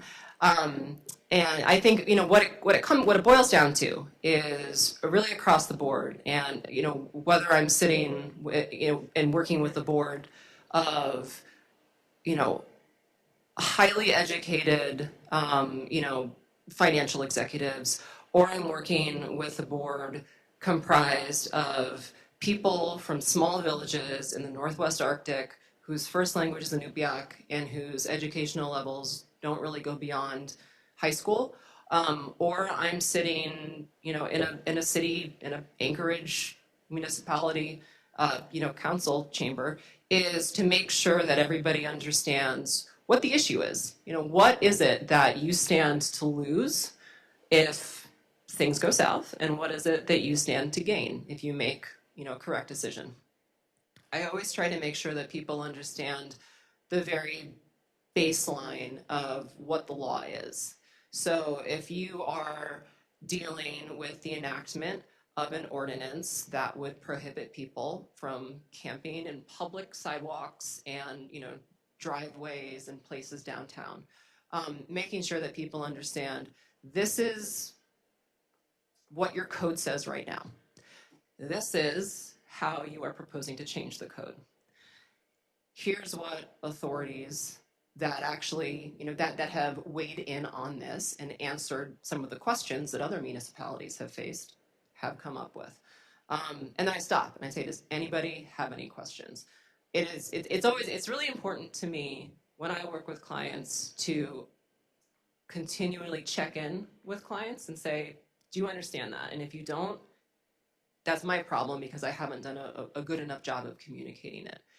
And then if people understand, we continue. And a lot of what any attorney does, even if they're talking to attorneys, is trying to really drill down to the core of what a problem or an issue is, and strip away the distracting facts. And I think a lot of attorneys are just as prone to be distracted by things that don't necessarily matter or have bearing on like an end result. And I think it's frequently an attorney's job to acknowledge some of those distracting elements of an issue when communicating with a client, and then to say, and that's there, but that doesn't matter for these reasons. And then keep on focusing on the actual problem and on the actual solution. So that's what I do. I try to make sure that people understand, what's the problem that we're dealing with and what are the options for how to solve that problem. And then always making sure that, yeah, I'm an attorney. Yeah, I went to law school, but ask me questions because that's why I'm here. It is literally my job to answer questions. And if I would hope that, any client that I work with, be it an individual or a large body, like a municipal council, would be comfortable asking questions because it's my job to answer them. Thank you. Any follow-up from the council? Moving on. This is kind of a multi-part part question, ma'am. How do you advise officials when transparency requirements such as the Alaska Open Meetings Act conflict with operational or strategic concerns? And I'll leave it at that, then I'll ask the second half. Sure. Well, you have to comply with the Open Meetings Act. I mean, if you don't comply with the Open Meetings Act, that's problematic.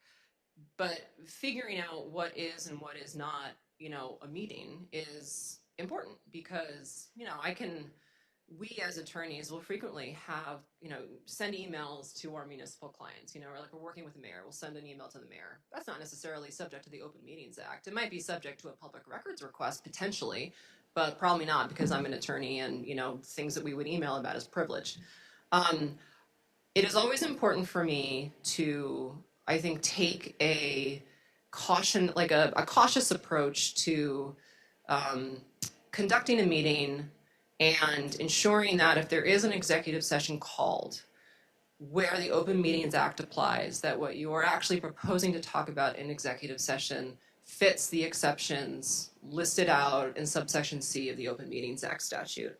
And however, there are, different ways that some of those exceptions can be interpreted. But for example, if the council, I'll give an example. So if this council wanted to talk about a recent termination, and we all know that personnel matters are not something that you would discuss in a regular session because it's something that, under law you have to keep, private and secret. I mean, secret, but private. You conduct it in executive session. I would say, Councilmember Graham, this is something that you shouldn't be talking about. And, I would strongly advise that this council go into executive session and, make the specific motion, explaining why you want to go into executive session. And I would give that advice. If you don't follow it, I would, again, caution you on the record. It would make it into the minutes. It's my job to help you comply with the letter of the law. And it's all, and likewise, it's my job if you are going into an executive session to talk about something that doesn't fall into one of those exceptions to say, Councilmember Collins, I understand why you might feel that this falls under one of the exceptions, but I would advise that you not talk about this in executive session for these reasons. A member of the public, et cetera, et cetera. I read the paper. I know that there have been issues and trust issues between the city of Palmer and your city occupants, and there have been some questions and for lack of a better word, just some tumultuous times that you've experienced recently.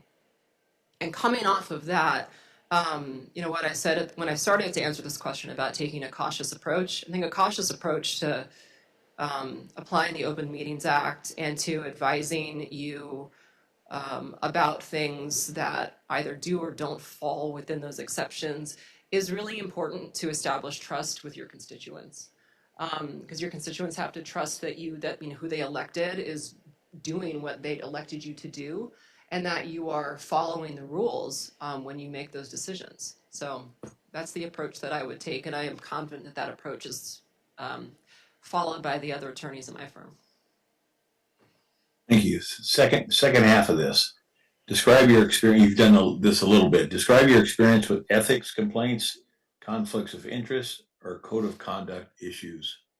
Sure. So with ethics complaints, ethics complaints and code of conduct complaints sort of merge together. I think sometimes, so I'll give an example. The Northwest Arctic Borough has a specific code of conduct in its municipal code. And as I sit here right now, I can't recite, the specific elements of that code, but, it's things that you would expect.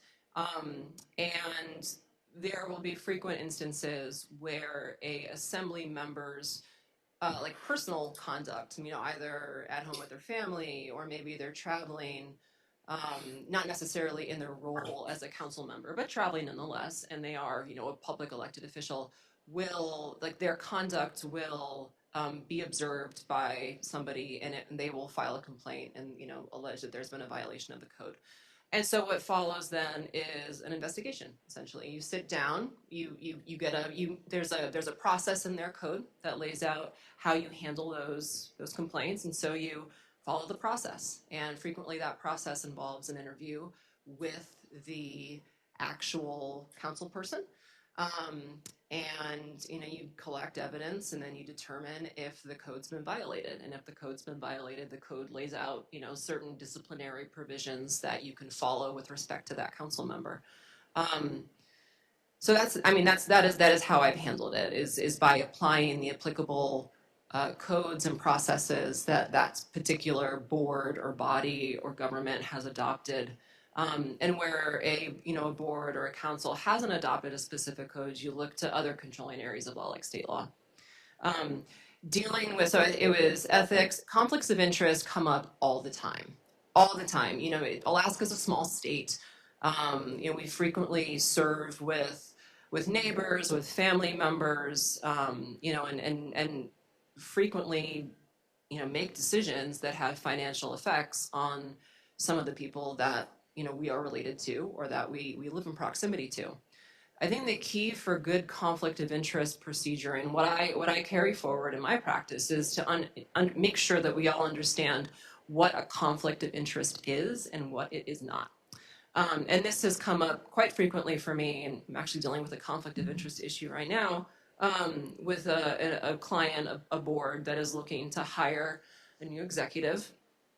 And they are concerned about having an executive serve who may potentially be related to other board members.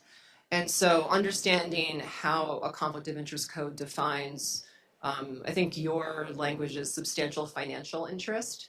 So what does that mean? Figuring out what that means. Is a substantial financial interest like $10 or is a substantial financial interest $10,000?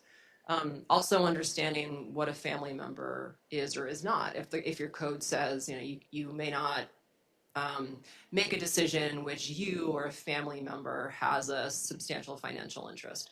And so what I do is, one, make sure that people understand what is and what is not a conflict of interest. We understand all the facts about what the proposed ordinance or the proposed transaction is. And then, I make a call. I make a basically, if it's a question that's been referred to counsel for a legal opinion, we share our opinion, which is something that lawyers like to do quite frequently, whether we're asked or not, because we all have opinions. And we counsel you that, okay, there is a conflict of interest. You shouldn't do this because it would violate your code. And also in some instances, we say there's not a conflict of interest. It wouldn't violate your code. But sometimes the appearance of a conflict is just as bad as an actual conflict. And while that might, stray into like, ooh, that sounds like a political question, and I'm not a political appointee of this body, it is nonetheless something that you in your decision-making capacity should consider because it has effects upon what you do. So that's, like I said, they come up all the time. We advise our clients with respect to them all the time. And it's really just a question of understanding what the problem is or understanding what the potential conflict is and understanding what your code provisions allow and do not allow. Thank you. Councilwoman Collins. Yeah, I had a question, and I think you probably weren't in the room yet, but even at the beginning of this meeting, we had members of the public expressing concern that your firm potentially has a conflict of interest with our city manager. Wondering, Colby Zirkle, wondering if you're aware of any conflict of interest or just allowing the opportunity to address that since that's been an issue that's been raised. I personally, as I sit here, am not aware of a conflict of interest. I don't know that I know Colby Zirkle at all. I cannot speak, unfortunately, though, for other attorneys at my firm. And so in this instance, what would be helpful for me to understand is what the context of the conflict of interest is, and if it is something that would prohibit us from providing advice. A conflict of interest, as it would appear to this council and as it is contextualized in your code, is very different than a conflict of interest than sort of like a relationship that we would consider to be a conflict of interest in the context of our representation of a client. And, you know, so for example, a conflict of interest that would prevent Landy Bennett from being able to provide legal advice would be like the city of Palmer, through the city manager, Colby Zirkle, sued a client that we represent, and we're in active litigation. And, you know, we represent the person who was sued by the city of Palmer, and it's just not a conflict that can be waived. But I am not aware of that, so I can't really speak to it. Thank you. Any other questions on this question? Seeing none, moving on. This one I'll try to divide maybe into three questions. Describe your experience with public sector employment matters, discipline and termination. So as far as public sector representation is concerned, well, when we represent, you know, municipalities, we also work with employees, and we deal with the nature of their employment with the municipality. And we deal with, you know, discipline, obviously. We deal with terminations. We deal with hiring. I represent a number of educational unions. And so I'm familiar with representing union side perspectives in the context, again, strictly, you know, of education. But, you know, I am experienced in advising on collective bargaining issues. I'm experienced in advising on union-specific grievance and arbitration issues. Also, just, you know, generally within the context of working with city governments or municipal governments, and then again, private sector clients, grievance issues and termination issues are, you know, just general HR personnel matters are things that come up every day. And I and a number of the attorneys at my firm are experienced in, you know, managing in-house and conducting and managing, you know, sort of in-house investigations, dealing with terminations, dealing with like post-termination litigation. You know, frequently employees, you'll go through a grievance process, you will go through sort of progressive discipline, you'll put someone on a performance improvement plan, you don't improve, and so you terminate, and then they turn around and they either sue you or they file a complaint with Asher. And we represent you, you know. We conduct investigations, we read your policies, and we answer all of the questions that need to be answered to bring those processes to a as positive and beneficial for you and as we possibly can. Thank you. Second part, describe your experience with land use and zoning. Sure. So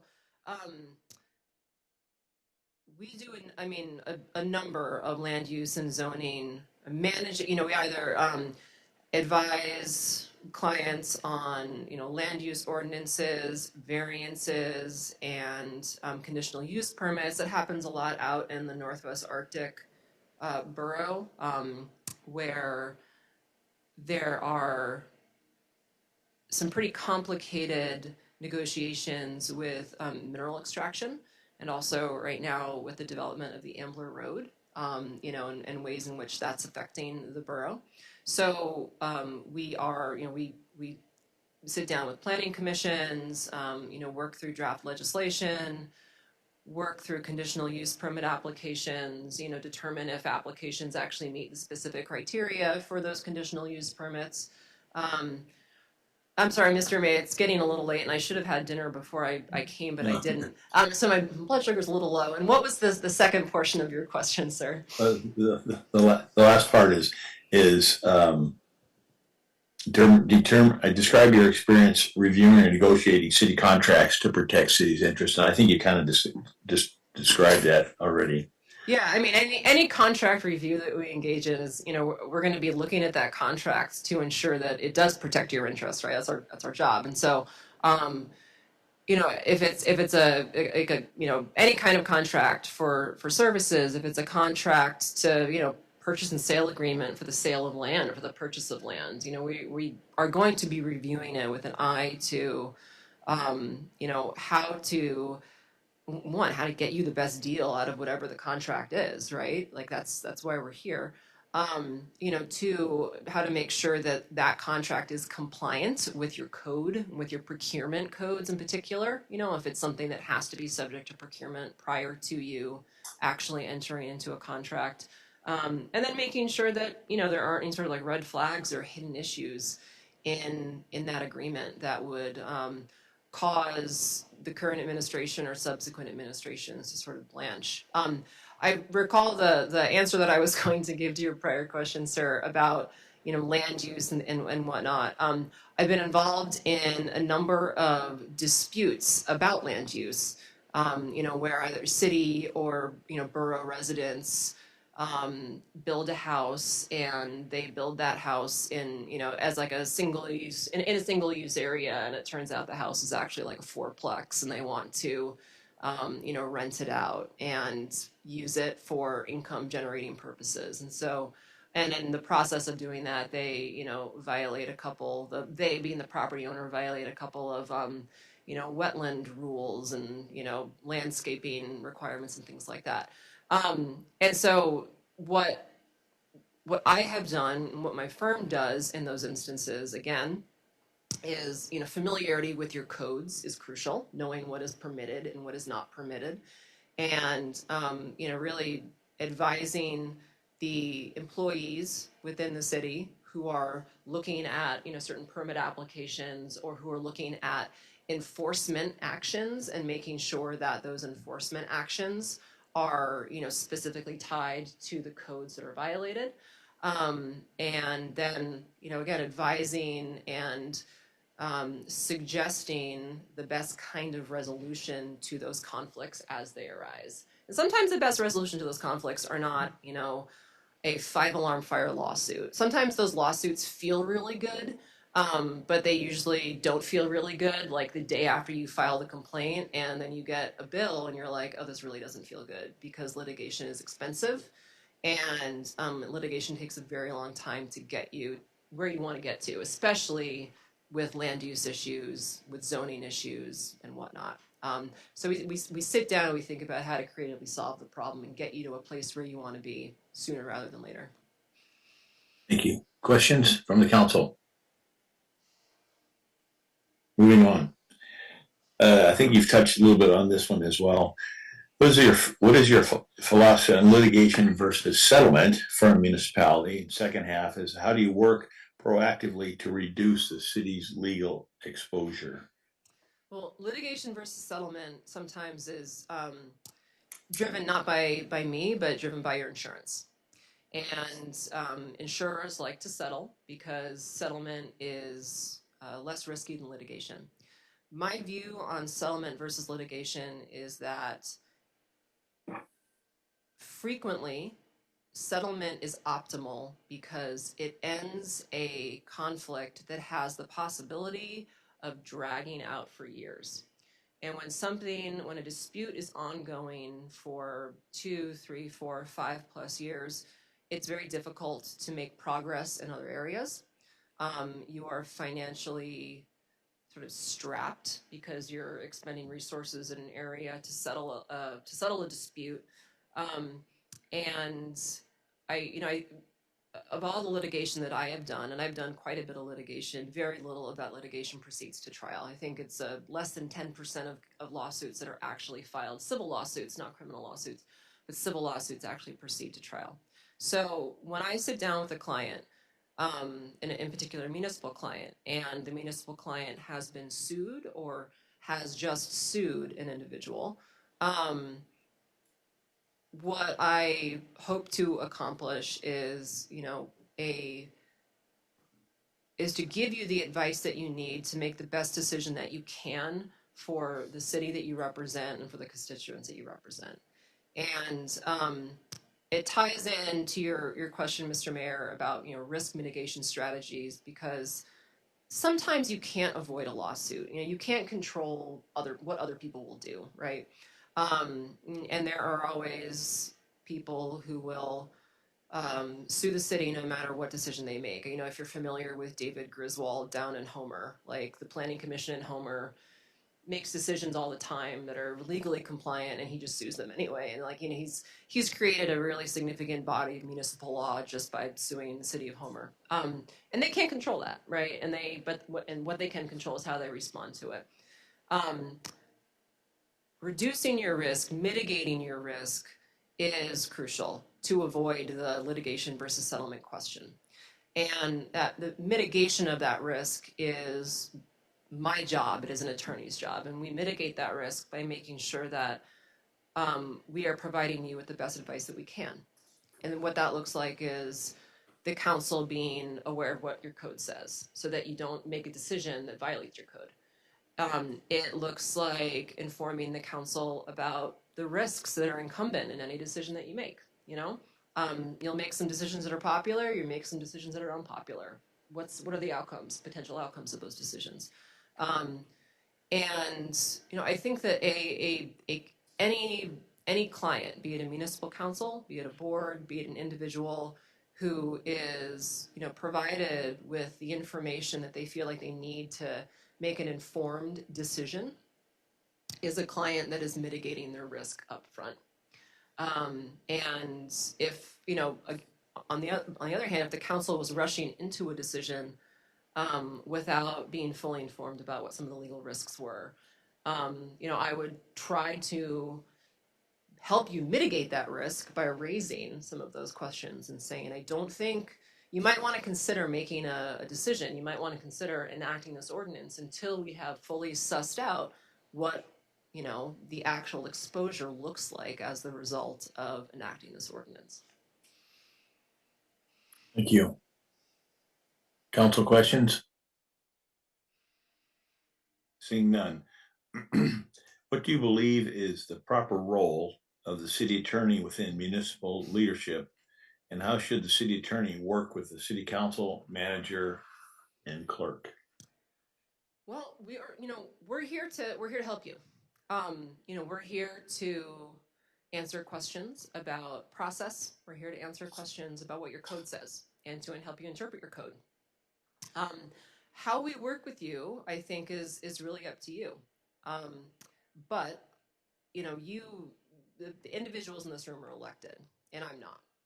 And so, I think what is important is for an attorney, for you to trust an attorney. First of all, I think you have to believe that the advice that your attorney is providing you is the right advice, which doesn't mean that you necessarily agree with it. I can tell you, like, don't cross the road because the light is red and you're going to get hit, and there's not like any cars on the street, and you're not going to get hit, right? But I'm giving you advice. You don't have to agree with it. It might be prudent advice. But you have to trust where we're coming from, and you have to be able to feel comfortable communicating with us, because it's crucial for that trust and sort of flow of information to be able to be established for that relationship to work. I think it's important that,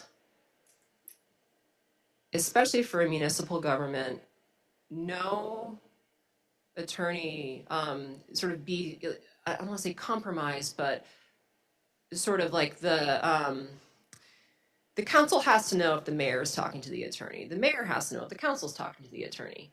You should know when the attorney is involved. And the attorney should not be sort of, a shill for one branch of the government and, to the disadvantage of the other. At the end of the day, we're giving advice to the council, to the mayor, to the city.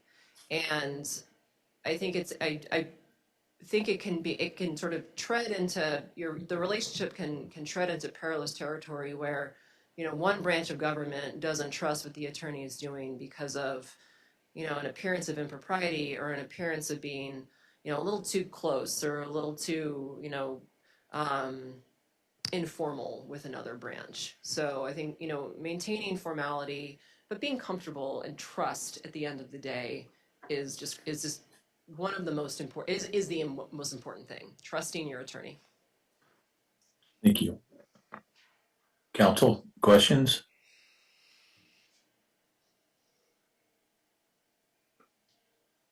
Number 9,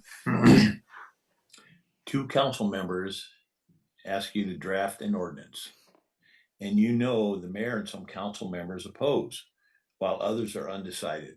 How would you proceed? Well, I think that your code actually has a council requested legislation provision. If I was reading your code correctly, where 2 council members can request basically the development of an ordinance. I mean, I think how I would proceed is, frequently one council member will want to introduce legislation that other council members oppose.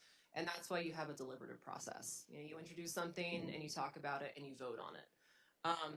I would feel uncomfortable if council member was trying to contact me sort of like ex parte, or reaches out to me in my personal email and is like, hey Anna, we want you to do this thing for us, but don't tell council member Carrington, like she can't know about this, like that's not how a council operates. That's not how I operate. So I think that you as council members are allowed to introduce ordinances that your other council members don't agree with, but that's why you're here. You have an opportunity then to like debate it and dispute it. And I mean, I would be frank if somebody came to me and said, this is really gonna it's really gonna tick off council member Carrington, but we're gonna do it anyway. And I'd say, okay, well, here's what she's probably going to say, and here, there are probably other people on the council who are going to raise objections to it. So just so you know, but if you want to spend your time doing this, like let's do it. But if that's a concern of the council, I think sometimes too that speaks to like the relationship of council members, as well as to the relationship of the attorney with council members. And I individually do not like to get involved in like the dynamics behind the scene. It can compromise my neutrality, and it can compromise the appearance of my ability to neutrally advise and to like fairly and squarely advise the council. But if it's again, if it's a request that's coming from the client and it's compliant with what your code says the code and ordinance drafting provisions are, then we do it. And you have your deliberative process that you use as a check on those processes that come forward if you don't like them. Thank you. Seeing no questions, we'll go to the last one.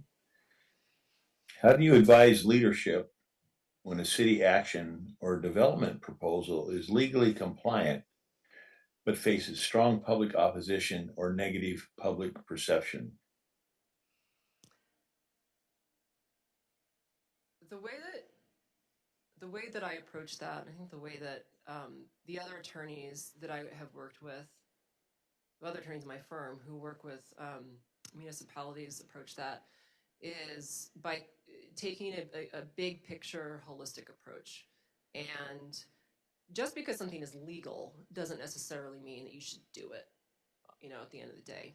I think you're looking at, which is, you shouldn't do something that's illegal, but there's more to it than just like, well, the law says we can do it, so we're going to do it. I think you're in a position, you're elected officials, you have to consider how it's going to impact your constituents and how it's going to impact your city, and sort of engage in like a cost benefit balancing assessment of what your proposed action will look like. And I think a lot of the time people think that attorneys just say like, green light, red light, it's legal or it's illegal. But I think we all know that making decisions is more complicated than just legal, illegal. It's not black and white. There's a lot of gray area. And sometimes it's the consideration of what arises in those gray areas that makes a decision a good governance decision.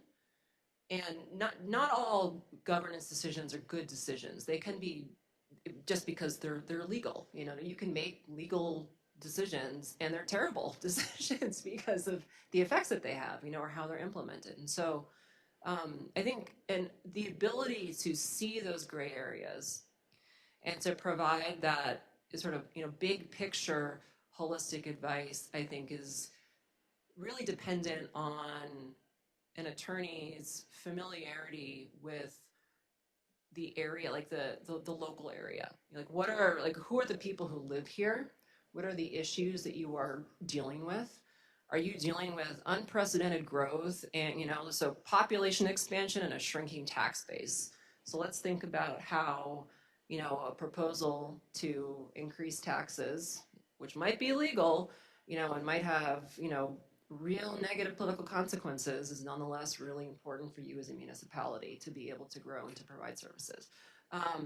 So thinking holistically and thinking about what things look like as you implement them, I think is an important perspective for both an attorney to be encouraging their clients to consider, and also for individuals who are making those decisions to consider.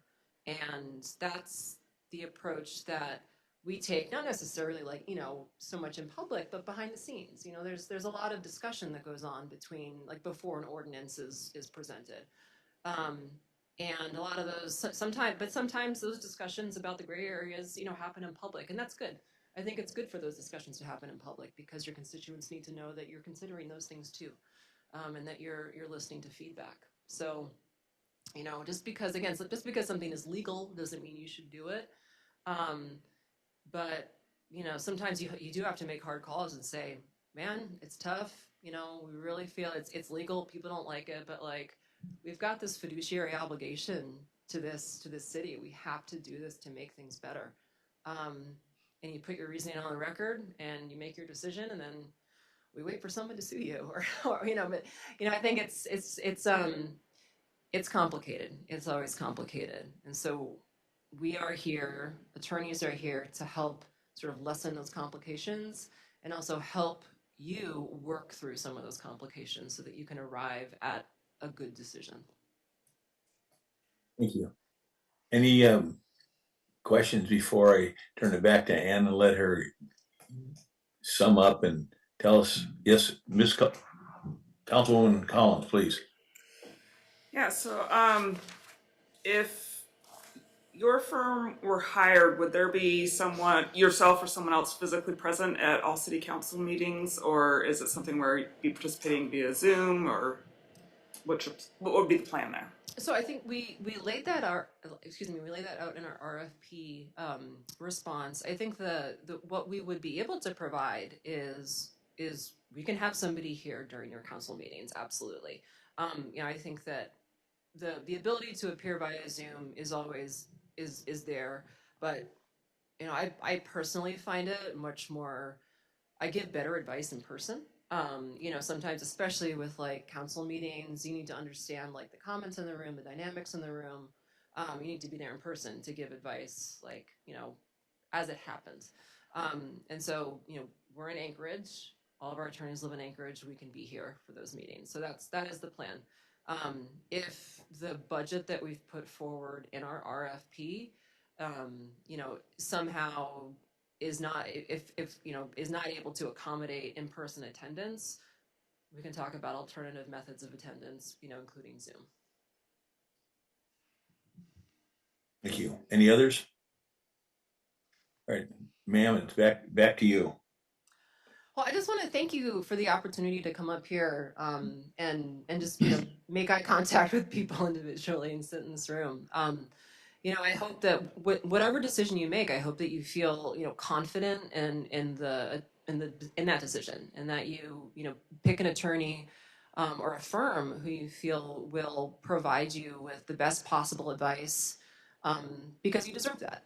And I know that Landy Bennett is yes, we are in Anchorage, Big Bad Anchorage, but we're here in Alaska. And we go where our clients are. I go to Barrow, I go to Nome, I go down to the Alaska Peninsula. I go where my clients are because being with my clients where they need me to meet them is important. We understand what is happening throughout Alaska, and we bring that experience to you. To say, well, here's another home rule municipality that did it this way. This either may or may not work for you in the way that it worked for them. Let's talk about it. So, you know, I think that the ability that we have to meet the needs that you have, it just sort of goes without saying. And it would be a privilege to have the opportunity to work with the city of Palmer. So thank you for the opportunity to sit here and share a little bit about Landy Bennett. I appreciate it. Thank you, ma'am. I think we all appreciate you coming out from Anchorage and surviving the cold. It was cold. It was like -10 on the flats. It's like, don't get a flat tire here. Don't get a flat tire. Right. It's chilly. Thank you. Would the council like to take a break before we go into executive session? All right. Madam Clerk, is that all right? That's totally fine. All right. About 10 minutes? About a 10-minute break, please. Okay. Thank you.